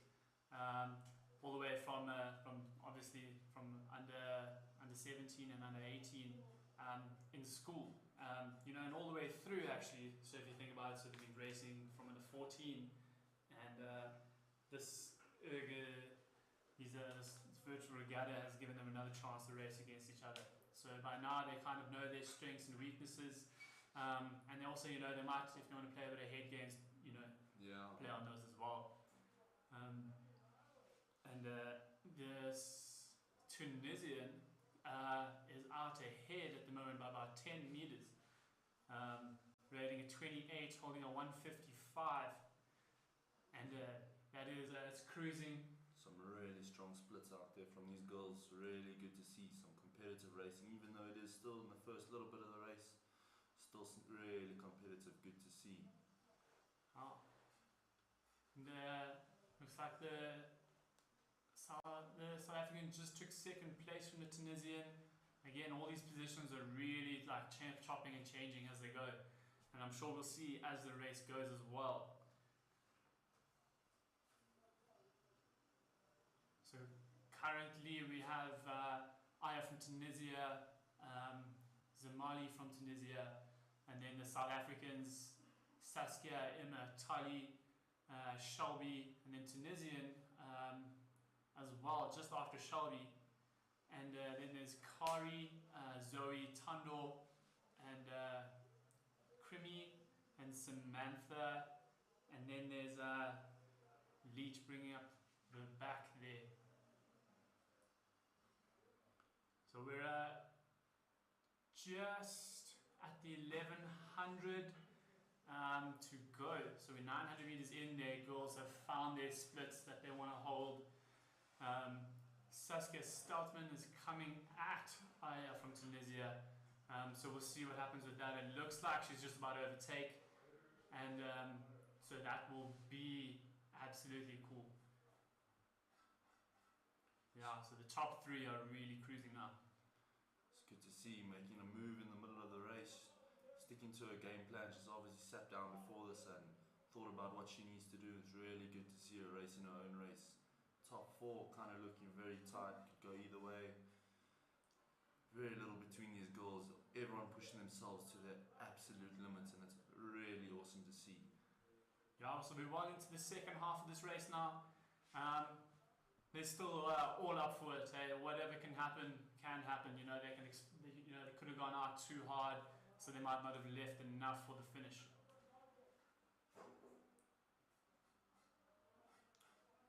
And Shelby Skuman just taking Tanya Newman from St. Mary's. So the St. Stedian Girls College has just come into fifth place, and is going to try and probably move and try and catch Emma Gray from St. Mary's as well. We've got some definite tight racing all over the field. It might not be for the top three, but we've still got some tight racing towards the middle of the pack there. Girls chopping and changing positions, pushing, overtaking, being overtaken. It's really, really cool to see some good racing here. Yeah. So as Ricky, as a head coach looking to select the first quad from these girls, what would you be looking at now? You definitely want to look at consistency over the whole 2000. The last thing you want is one of your rowers going out for the first 500 producing absolutely phenomenal splits, and then, as we say, popping coming down the course where your splits tend to go up quite a bit and leaving everything to do for the last minute. You rather want to look at consistency over a hot start, and yeah. It looks like Kari Evans and Shelby Schooner in the race now. Kari, St. Andrew's girl, we can hear the gym just up the building here. The girls are shouting and encouraging them. Saskia Stoutman from Somerset still well ahead by about 20 meters. You've got to see what she got left now in the last 500. So it is going to come down to it, especially in that top four. But it looks like Kari's trying to close the gap now to Emma Gray, just taking over Shelby. And it is so, you know, on the water, what would you be looking for compared to on the erg? Oh, it's two different ball games. Obviously, one does influence the other, but out on the water, you want to be looking at girls that are, you know, competently rowing and doing the same thing over and over again, making sure that they're getting the blade in the water at the right time, taking it out at the right time, executing the rowing stroke perfectly, because consistency is key in the sport. If you row inconsistent strokes and do things inconsistently, you're never going to be able to be consistently fast. So as a coach, I'd probably just be looking for consistency, hard work, and, you know, willingness to put in a bit of effort. Yeah, you like it. Got to look for those long, tall girls. Be able to put the blade in nice and long. Some awesome splits coming from these girls. They're Yeah, really moving into the themselves. last little bit now. Steltman's going to take it, followed by the two Tunisians most probably. Let's see if Emigre can overtake. It's a really strong time there from the winner there. Yeah, that's a 150 split. No, that's about a 720 or so. It's a really, really good time. Solid times That coming is out of very, these girls. very awesome. Saskia down in Somerset and Cape Town is at sea level there, compared to the Cistidian, St Andrews and Mary's girls who are up in Joburg at about 1600 meters of sea level. Or above sea level, sorry. Skuman just finishing now, close behind Kari Evans. Tando just finished now, the captain of St Andrews Rowing Club. And Zoe Batulis finishing as well, Talia Newman as well. The Tunisian is coming up now and finishing strong. Yeah, what's some solid times there. It's going to be very competitive if we're allowed to race next season. Yeah, definitely looking forward to some sculling events after seeing all of these erg results.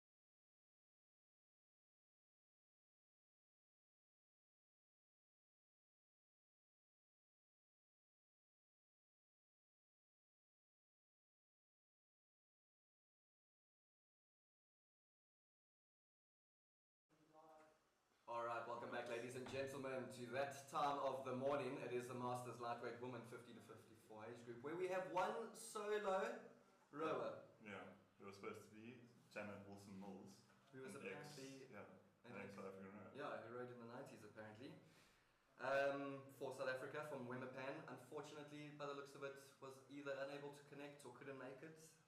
So we have Samantha Johnson, a well-respected St Andrews mom, competing, racing against her own time, and will hopefully beat Ian Johnson. Joking. So yeah, good luck to Miss Johnson. Yeah, she's just over halfway now. Keeping her 8:26. Looks like she's going to finish around 8:15, 8:20. And she's been keeping it consistent with the splits and the rate the whole time. Very comfortable race for Miss Johnson. Yeah, I think that's perfect strats. But sure, again, I would not like to race a race by myself, so all props. Yeah. I'll go to Miss Johnson there. She's definitely the king of the day. Crushing it there. Following closely after this, we have the junior men's under 19.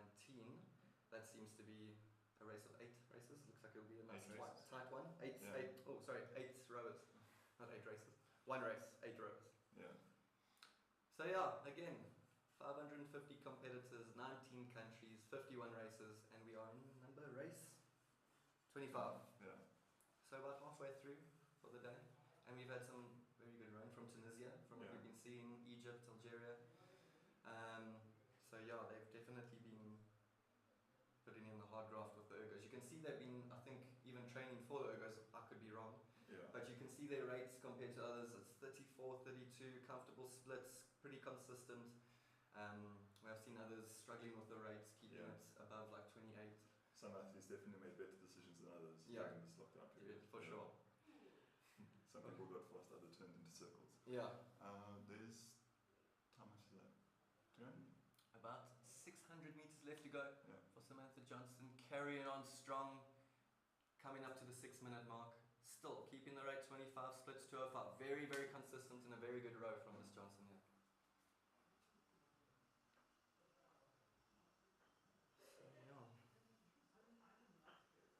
What's happening next? How many K's boys are representing today, Mr. Jackson? Looks like just the one. Just the one into the next race? Okay, no Benny's boys, unfortunately. I can't say anything on that. Alright, and the last 500 to go. Excellent stuff from Miss Johnson, closing in on the 450 mark. Excellent stuff, a mental game now. Last bit to go, and she's racing against her own time. This is excellent. Maybe we can see the rates up a bit, splits drop. Will she go for home? Would you go for home if you were racing by yourself? Well, I mean, I'm holding like a PB time, maybe. Okay. But I don't know. Especially doing it by myself, I doubt it. Yeah. I probably just rather sleep. You know, when the pain goes, there's no one to beat. You know, it's hard to compete when there's no one. Yeah, especially like through the third 500, your legs are burning, your lungs feel like they're about to collapse. Calves. Oh. Yeah, it's just atrocious. No, it's something I don't miss, but what a sport. What a sport. Sometimes I miss it. So I'm really feeling a bit. Don't you have an ergo trial coming up? Yeah, Monday. Oh, good luck. What time are you going for? Oh, probably sub-7. Okay. Yeah. Excellent. Not too fast. Alright, last 250 to go, and Rate she has taken up the rate to 27. Excellent. Keeping those splits there, 205. I expect to see a drop. Yes, there we go. And here it comes. Yeah, looks like she's going for a PB time. Last 200. Excellent. Coming into close time with Mr. Johnson. I think there should be some inter-family competition here. Yeah. But props to Samantha Johnson. She's absolutely crushing it. 100 meters left. 150 to go. Yeah. And the splits are dropping now to 202. I've got a feeling we're going to see them below 2 in a bit, these last 200 to go. And here's a go for home. Yeah, there we go. I feel like this go for home part, it's kind of like, you don't even think, it's just, you know, just go. Sometimes you can't even see what you're doing. Your vision becomes blurred. Yeah, and then that kind of lasts for a few minutes afterwards as well. Yeah. Nothing like a good sleep after no trial. Nothing. Rates up to 30. And she has taken it down, finished in 8:15.1. South African Samantha Johnson, congratulations. Excellent race, nice and consistent. Very well planned. Strategic race. Awesome race. Alright, coming up next we have the junior men's under 19s. Yeah, we should see a couple of times under 7, hopefully edging towards the 650s. What would you say a good time for these junior men's would be? Junior men's probably between 6:45 to about 6:50, maybe a bit quicker. So competitive, you wouldn't say over 7. Over 7, it's a bit slow for Okay. junior men's. Okay. Yeah. Okay, so in order, so you say good splits, a good time 6:40, Yeah, I'd say that's a good time. and splits to get that would be? Sub 140. Okay, sure.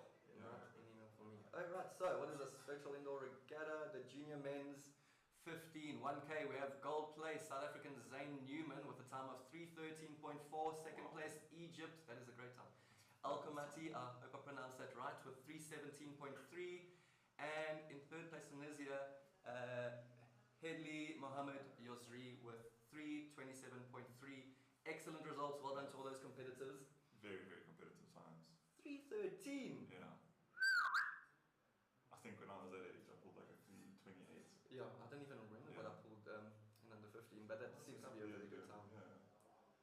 Thanks. Maybe pushing the age limits, but yeah. That was quite a while back.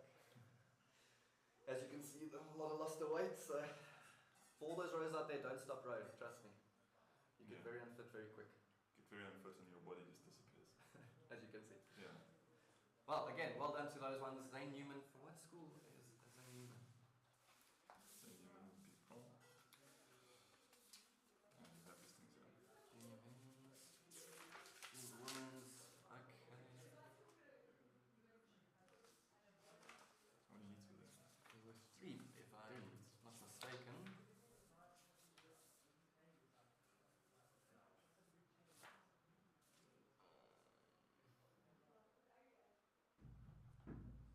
Oh yeah.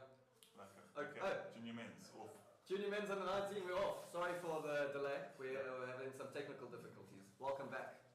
Pleasure to have you with us. So, the junior men's under 19, good time to expect would be 6:40s, you say. We have many South Africans, a Ugandan and a Tunisian, apparently, but only 8 rowers were able to make it here. 1 Ugandan, the rest all from South Africa. Yeah.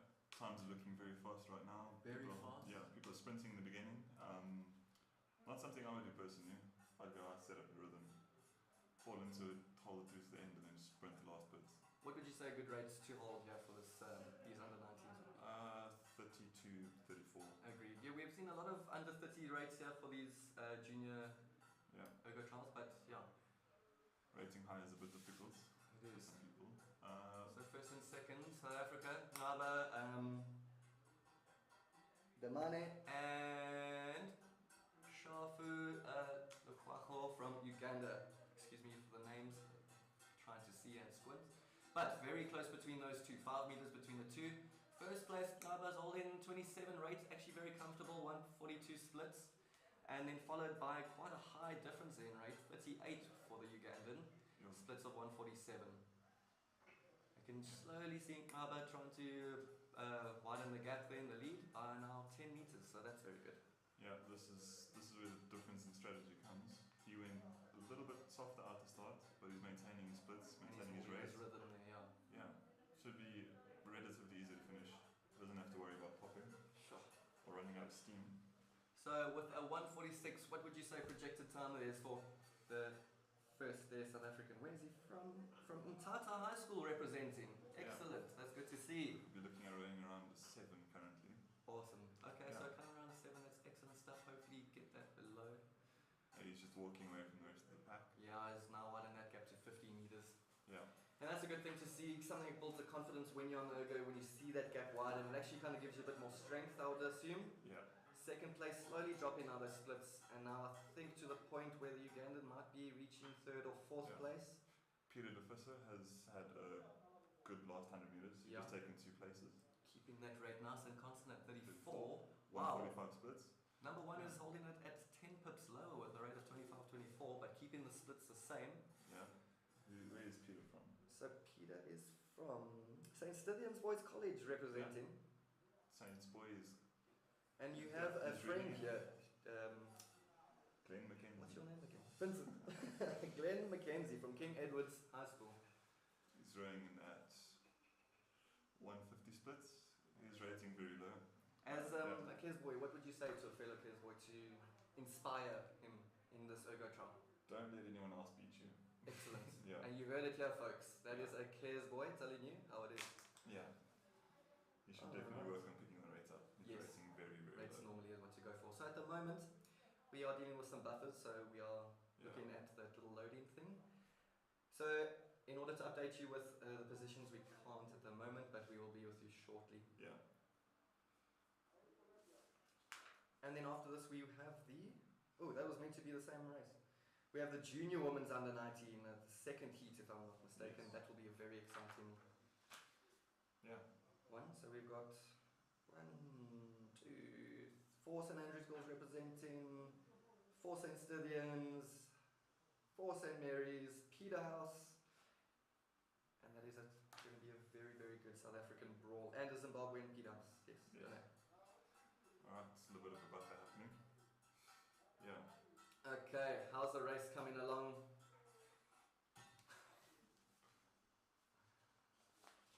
Let's see what happens. We can always put a big place. Just send a message out. Alright, so let's see if we can get a little YouTube thing going here. Okay, it looks like we have Aba still winning in the lead from South Africa, keeping at a rate of 30. Seems to be, look at us, seems to be passing the 800 meters at a rate of 30, pulling 148 splits. Yeah. Peter de Visser coming up second, close, 5 Very, very meters close. in the gap. Yeah. That is very close for the past 7. I think it's going to be very interesting to see how Nkaba and Peter de Visser do. Yeah. It looks like Peter de Visser is definitely picking up the rates, kicking the legs down a bit harder, is catching. Very tight between those two. Rate the same, splits the same. Excellent. Yeah, there we go. It's a tight race. Right now it looks like there's 3 meters between them. Alright, and with the under 23 women, we've just got the results. First place Morocco, Francard Sarah with a time of 7:25.7. Second place Algeria, Nihed Benchadi, 7:29.1. And in third place Tunisia, Madboa Fatouma with 7:38.1. Yeah. Excellent, excellent results. Nice, guys. Okay, we're reaching the last 500 here. Peter de Visser and Nkaba still crushing it. Very tight 5 meters between Yeah. the two. Looks like Peter Visser's taking the lead there. What would you do now? Last 300, you're very tight. What would you say? What's the go-to move? Right now I'd look at picking the rates up to about 38. Okay. See if you can squeeze the last little bit out your legs. It Really looks just like throw everything at it. Peter de Visser's heard you because he's picking up that rate of 37 now with a Yup. split of 149. Followed closely by Nkaba. Just widening the gap there in the lead. 11 meters now. It was close at 5 meters. And the last 200 meters to go. It looks like Peter wants it. Yeah, Peter's definitely having a good race right now. Yeah, he had a great strat as well. Maintaining the whole way. You're on page ahead. Yeah. Alright, and the last 100. You know it's about to end. Right, all of a sudden we've got energy again. We can push. What have we got? Oh, Nkaba's taking up the rate to 41, 204 splits. Peter's holding it there with 33 rates, 149. I think he might take it in the end. Looks like Glenn Mackenzie's taking it up as well from Kez. He's Yes. going up to 4th place now. He's catching 3rd. And now the last bit. Yeah, there we go. 3rd place might come 2nd. I think he might Right take now. the second. Who is sitting in 3rd right now? Alright, so we got first place with the 707 from South Africa, Peter de Visser from St. Stithians Boys representing. Well done to you.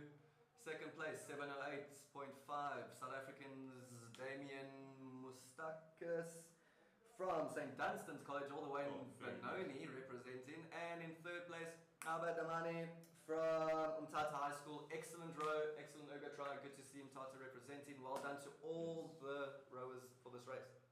That looked like a good race. It was a very good race. Well done, boys. Okay, Last race. next race we have the under 19 women's, and for that we will leave you to the next 2 commentators. Yeah. Thank you for joining us. This is Vincent Judd. Oh, we still have. Yeah. Okay. Okay. Like a Well good done. chat. Good chat. Well done.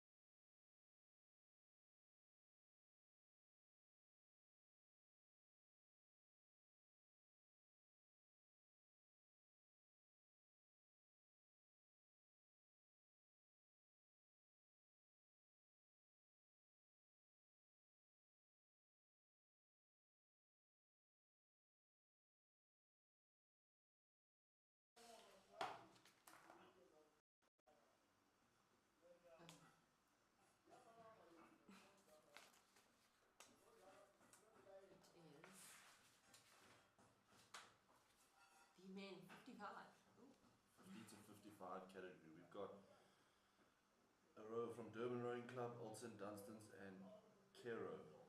From Egypt. That's Cairo. Excuse my English. So going off here, we're starting off nice and quick here. All the splits are nice and fast. They're getting through that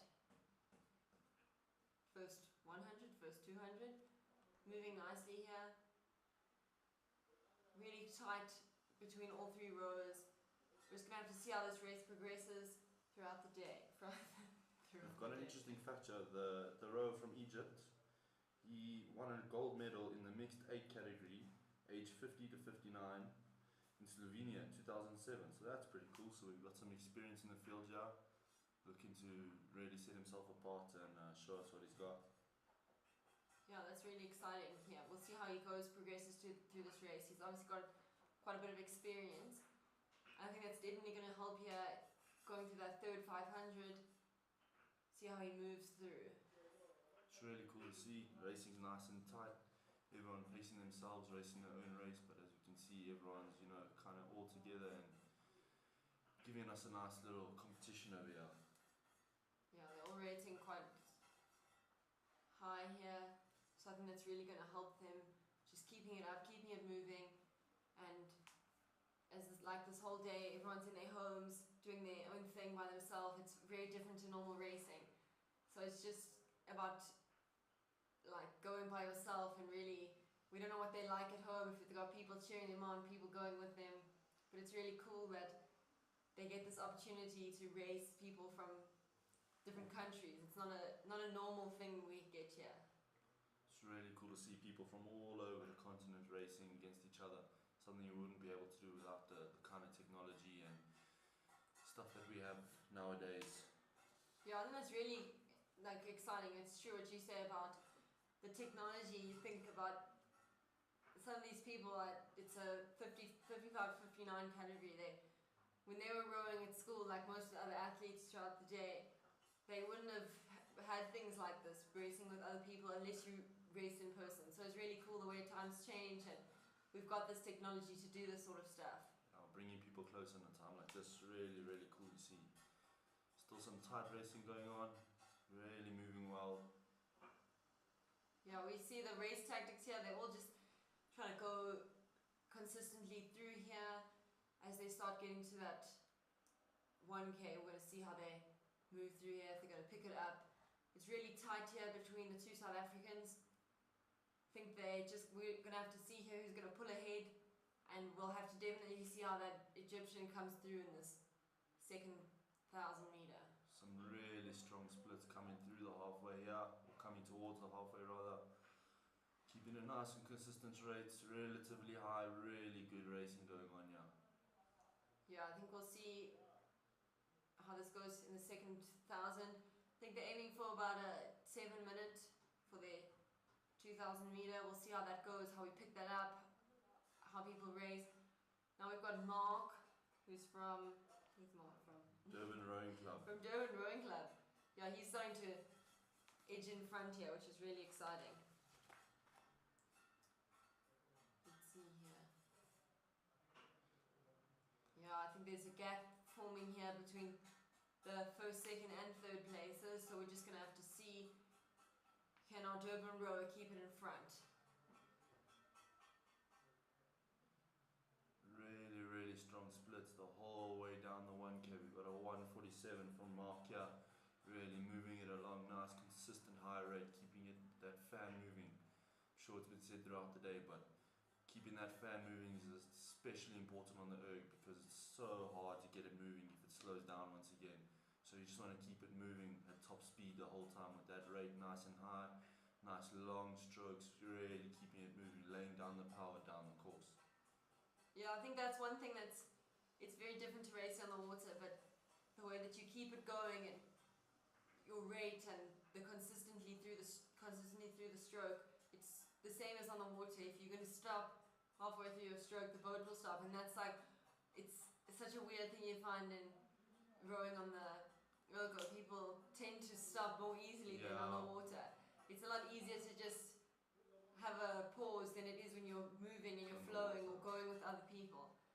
that's what the ergo, you're there by yourself. It's not, yes, you can have your people supporting you, but it's all in you. And I think that's also a cool thing, is that it's really you doing all the work. You gotta test yourself and push yourself to see how far that you can actually push yourself by yourself. So the meet is really, really cool to see that. A lot of mental toughness as well as physical toughness having to go into that. Yeah, we're almost at this 300, I think. So we're moving here. We're going to see where these rowers start to take it up, start to bring up and sprint to the end. That's really exciting as well, watching this last bit of the race. It's always cool to see how people go. These are quite experienced rowers, so we'll just have to see what their end is like. Really, gaps starting to form, everyone's starting to pick it up, move the boat along. We can really start to see gaps starting to form. Our rower from Durban Rowing Club, Mark, really just cranking it along and moving it down the course really, really nicely. Really awesome to see. I think this is a cool race for newer rowers, younger rowers, school rowers to watch, because you've looked the whole way through the consistency, the way they've planned their race out. I think it's really important to know that and to understand and watch that, because we usually don't get to see this from older athletes, but the actual whole race plan, which is really cool here on the ergo. We can see what they're doing, what their whole plan is, and how they're coming through here. Last 100 meters for our Durban rower. Let's see how he goes. Really moving it along. In second place we've got Gary from Old St. Dunstan's, really just moving it along, sticking with Mark from Durban. Nice and consistent, good rate, good rhythm. Yeah, good the splits rate's all coming really through. high here. Here we go. And we've got Mark finishing with a 1:55 split, it looks like, which is really, really good. That's just under 7 minutes if I'm not mistaken. So really good to see. Some really nice racing from these guys over here. Yeah. Really, really good race. 7:20 the last finishing time, and that is actually a really, really fast race. Lightweight men's 50 to 59. Really, really cool to see. Yeah, our next race coming up is our junior women under 19. We've had a race of this earlier, which was really exciting. It was quite a fast race, so we're going to have to see how the athletes in this next heat do against those other athletes that raced earlier. The previous heat, very, very competitive. Girls really challenging themselves, challenging each other, motivating each other, pushing each other. It's really, really awesome to see what these girls can do, especially the fact that they're by themselves on the erg, but they're racing against someone else that may not be right next to them, but they're still racing against someone.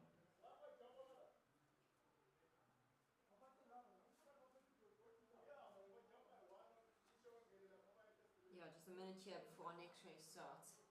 This is when the time the athletes are, the nerves are built up. They've really just got to compose themselves and get ready for their race.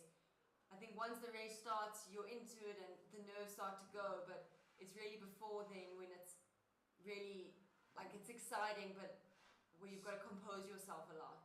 It's almost scary sitting on that start line waiting for the go signal, and all the nerves and not knowing what's coming. That's what really, really helps to have a race plan and be confident in what you're doing, and really race your own race and not let people get into your head and not get into people's heads and think about what they're doing. Really just race your own race and try to control your own nerves, and that's all you really need I think that's to do. a big thing with some of the younger athletes, is trying to race your own race. You can't change what someone else is going to do, what they're doing. It's really backing yourself and trying to go and do what you can do to make this the best race possible. Very, very well said there. Should be getting underway fairly soon. Got quite a few races in this, competitors in this race. Looking like it's going to be some really, really close racing.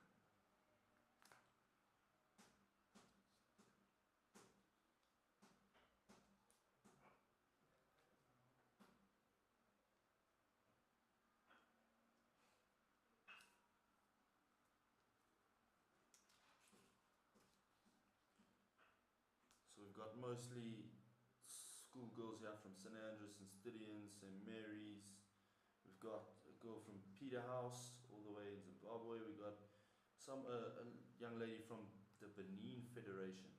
So So that is really, really cool to see races from all over the continent lining up against each other, something that they probably wouldn't get to do unless maybe at the South African Championships, but really, really cool to challenge yourselves from people across the continent and see where you stand at this time in the season, which is, I think, really good for the girls going into the December holidays, maybe give them a little bit more an idea of where they stand and what they need to do with their training and things like that. So I think this regatta is just really an awesome opportunity for girls to just really benchmark themselves and, you know, really give it a go just before they go enjoy their December holidays and come back for a hard training in January.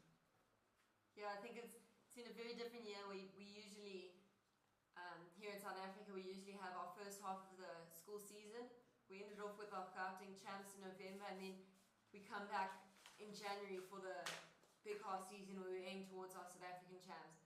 So this year's been a bit different, and I think here shows we'll see which girls have been out there doing the work, putting in the hours, and we haven't had many opportunities to be on the water, so it's pretty cool that now that they're going to be on there, they're going to be showing everyone what they can do.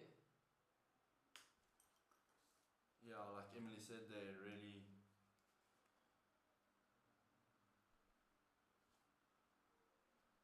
so we should be getting underway fairly soon here. Looks like all the girls are lining up there, setting their urgos for the next race. Really, really looking forward to this one. Should be some tight racing, some exciting racing. Yeah, so the athlete here we have from Zimbabwe, I think so, from Peterhouse. Peterhouse School isn't from South Africa, but a cool thing, they do come to our South African championships that we.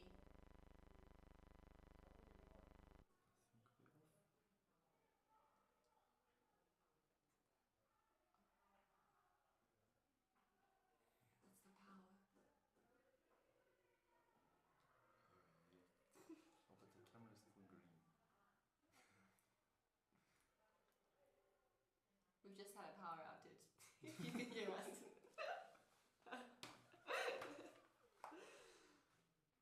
It's just been loading for so long. Still Vincent Judd. There won't be any internet because the power's Oh, out. right. So we can't be on. Oh, yeah. Just sitting here waiting for the race to start. Halfway now.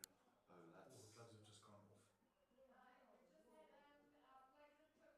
So, luckily, it's still streaming from my laptop, but we've got like 15 minutes. We're not live yet. The fans went off to the plugs. Huh? That's what I was thinking. We don't know. Oh, no. Actually running Oh, good. Oh, look there. We're back. The fans on. I don't think so.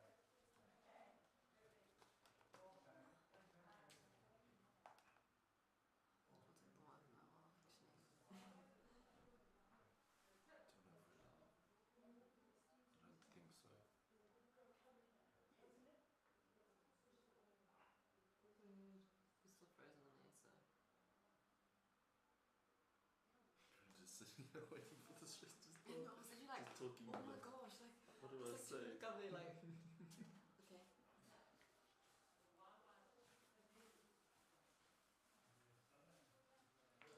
Some of these surnames I'm just like, I know, I or didn't just realize stick it's so to first awkward. names.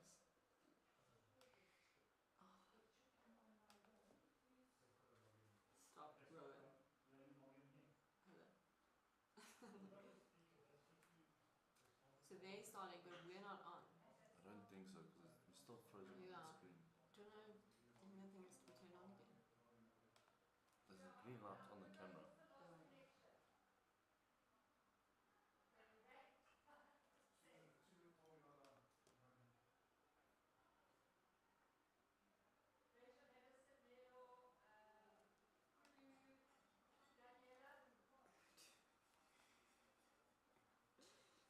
It was all going so smoothly until that.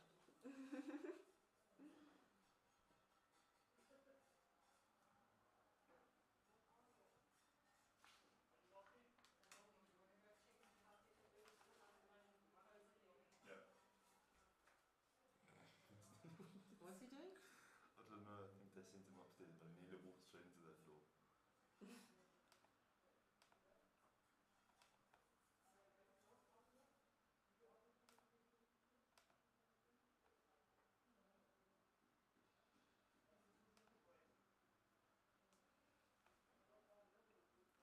So, because everything's running from here, like there won't be.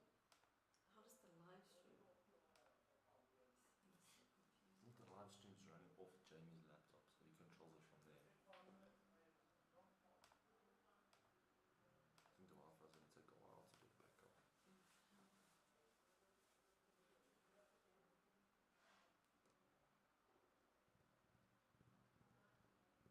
on the trampoline.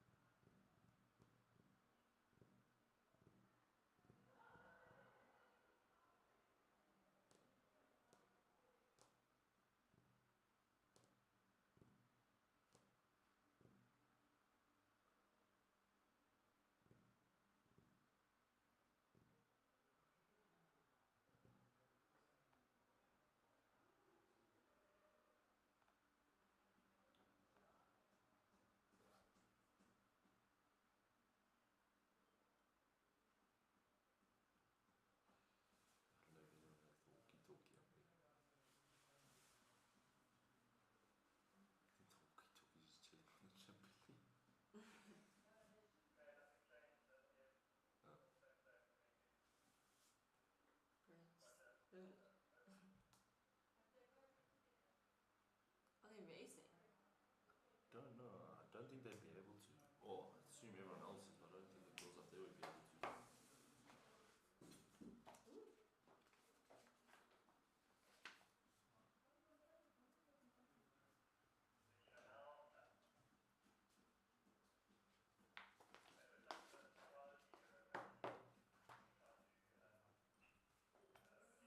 Yeah, I don't know. Thought this might be racing. There's so much.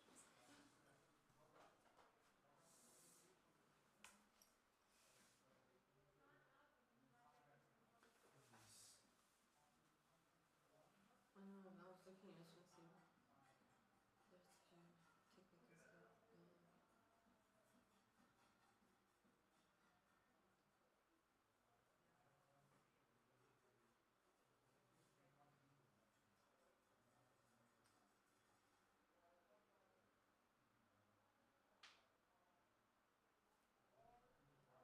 I don't think I'd want to go to the World Rowing Indoor Champs. No, I don't think you go. I think you just compete from your living room.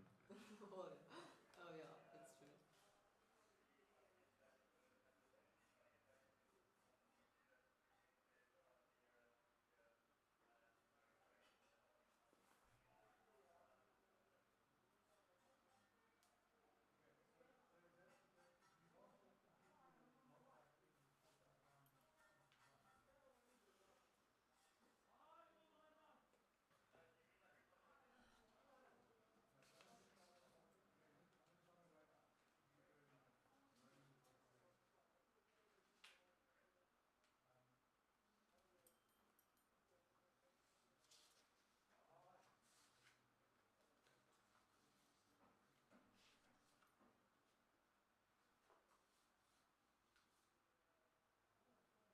The shame is that we don't know what's happening in here. We're just saying that. Just waiting for instructions. Yeah.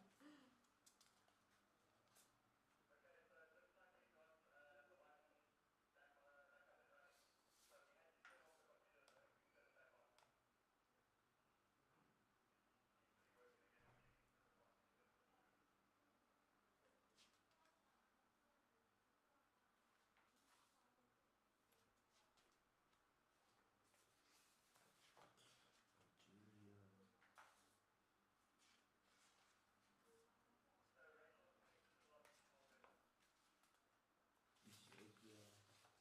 It's quite a lot of countries. 19 countries. You can mention that. What's this person's name?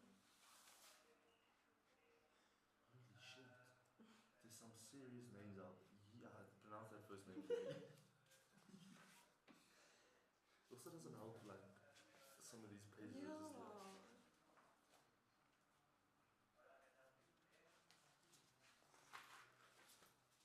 There's even comments on some of these things.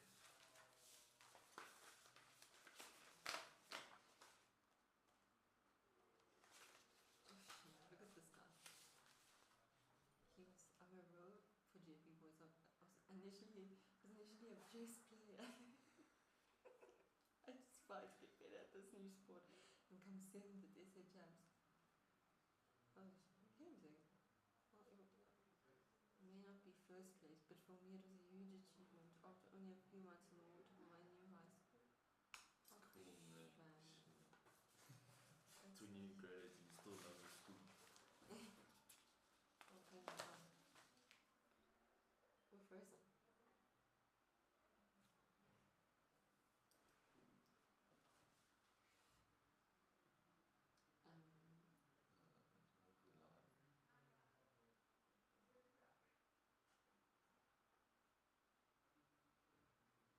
starting it now. I think it's last. Of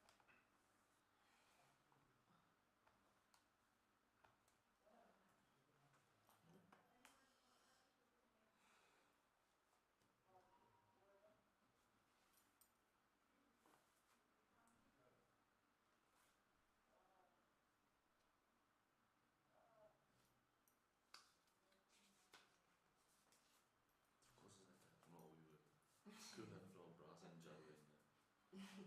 Oh, they. But we're not here. We're still frozen. I think they're gonna start. But anyway. Can't tell if we're on or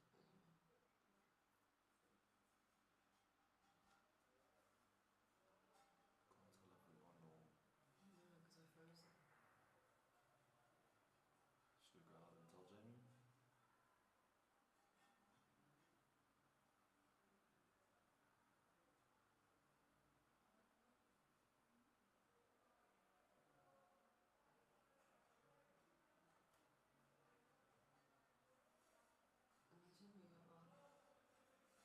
were on.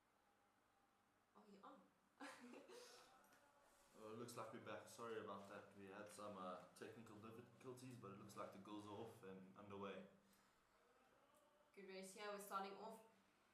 Nice first lead here from our South African. Let's see how she goes to the race. Definitely keep an eye on her.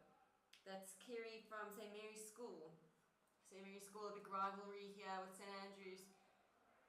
We'll see how they go. I think it's exciting racing for the girls here to definitely see how they're going to go into this next season. What's going to happen, who they need to look out for. So it's really exciting here. This is the junior women under 19s, second heat, I believe, and yeah, some really close racing like we saw in the first heat earlier. Some of the girls just trying to separate themselves in the beginning, you know, give themselves that early lead and a bit of a gap to work with later on in the race, and just pace themselves and move down the course, keeping a gap and just spreading that lead. Yeah, some of the girls here will have a bit more experience, be used to this 2,000 meter racing. So we'll see how they go here. I think with more experience it really helps, especially in this longer racing, because you've just got to know you can't just go flat out at the beginning, because unfortunately it doesn't usually last. So we've got to see how these girls are going to go, whether some of them have gone out too hard or whether they're really going to pace themselves nicely, and we'll see how those girls will come through definitely towards the end. And we've got the St. Mary's girl out here in front making a really strong start to this race, really separating herself from the pack here, giving herself a nice lead. Hopefully she can hang on to that and produce a really good result here. Yeah, really about 20 meters ahead. That's quite a bit here coming through that 1.5. They're all through here. We're going to go into that middle 1,000 now. This is where the girls really have to test themselves, see how they're going to go. And this is where the skill and stuff really comes in. For most rowers, this middle 1,000 from the 1,500 to go to about, you know, the 500 to go, that 1,000 meters over there is really tough, really mentally taxing. It takes a lot out of you. It's all about keeping the mind active, thinking about what you got to do, what you need to do, focusing on what's still to come, and you know, just moving that boat along, doing what you got to do, what your race plan is, not worrying about anyone else, and just keeping it in your lane. It's really cool to see the St. Mary's girl here, really strong, just moving it along, opening up that gap and just really putting the legs down. First half that are in the lead are definitely rating higher than the other girls. I think it's a skill that not many realize is really important to you, and they nearly really use their rate to help them lift it up and to really go. Really, really, like Emily said, they're using that rate just to put the legs down, making it easier for you to keep that.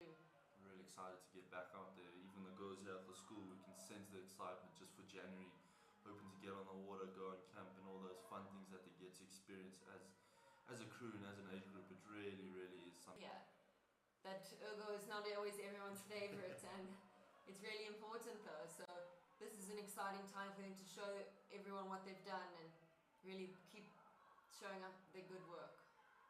Really cool. Yeah, we've got the Peterhouse young lady here in second place, really moving along, trying to catch the young St. Mary's lady out in front, but she's doing a really, really great job keeping everyone else at bay and just keeping herself ahead of the pack there, really laying down the legs. Nice, consistent, high rate, low splits, not taking any soft strokes, just making sure that she doesn't give anything to the competitors. Really cool to see.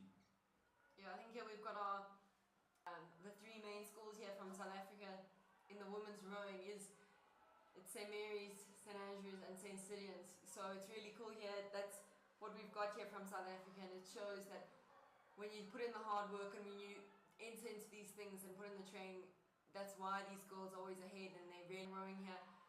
It wasn't always my favourite, the ergo event, but I don't think the ergo is anyone's favourite, to be very but it was honest. always, but it's still cool to do it, to still see, and you always look at other people, see what they're going to be like on the water, see what you are like compared to others, and to really push yourself for the next bit of the season. So I think that's really cool here. We're through that 500, and that lead is just getting bigger and bigger, which is really exciting here for this girl. We think there's going to be a big future here ahead for her. Really coming in strong here. Really cool to see. Really keeping the legs coming down, right up. So important to keep that rate up over this 2,000 meter race. Really takes a lot of the strain off the rest of your body, keeping it nice and light, not having to pick it up and speed it up all over again from the beginning. Really, really executing your race plan very well, as we can see here. Yeah, this last bit, it's really just about going. Your legs are going to be sore and your body's going to be sore, but you've just got to go. It's just the end here, that last little push. Really exciting though for the athletes to do that nice sprint for the finish. And as we sit here, we can hear the gym going crazy for the St. Andrews girls here, urging and pushing themselves. Really cool to see. Even though the girls might not be racing, they're still there for their teammates, cheering them on and motivating and make sure they're giving it their all and just, really cranking that over. Yeah, I think that's a big thing here, to really be pushing each other and helping each other through the way. There we have our finish from our St. Mary's goal. 7:35 about there. We'll see that confirmed. That's really good though. I think that's definitely going to be quite a worry for some of the schools here. But it's a very, very strong time from that young lady over there. Really, really, really good exciting race. for her, yeah. So we have the girl from Peterhouse, really, really executing her race and coming in second there. Really cool to see from her. In under 19. Yeah, there's quite 100 meters to go. Not much to go, but we've got that real racing out and that 140 splits there. We've got some red 44 coming up there from our Tunisian, but we've got to see if he can really push through at the end here. Really tight racing all the way to the end. Really, really cool to see. We've got a Tunisian winning there, really coming in with a nice strong time there. Looks like an average split of 139, yeah. if I'm not mistaken. That's a really, really strong time. Really nice to see from these young men. Really, really tight racing all the way up until the end. Really cool to see. Nice competition. Yeah, I think that'll be cool seeing in the next half season what it's going to be like with some of these South African rowers. Really close racing. So that's always exciting to watch on the water. Unfortunately, we can't see them now, but it's still cool to watch them on the ergo and show off their strength to everyone else. But the Tunisians are they're really showing off here today. Really came to show what they got and show the rest of Africa that they're ready to compete. Really cool, really some young talent. Looking forward to seeing what comes from them.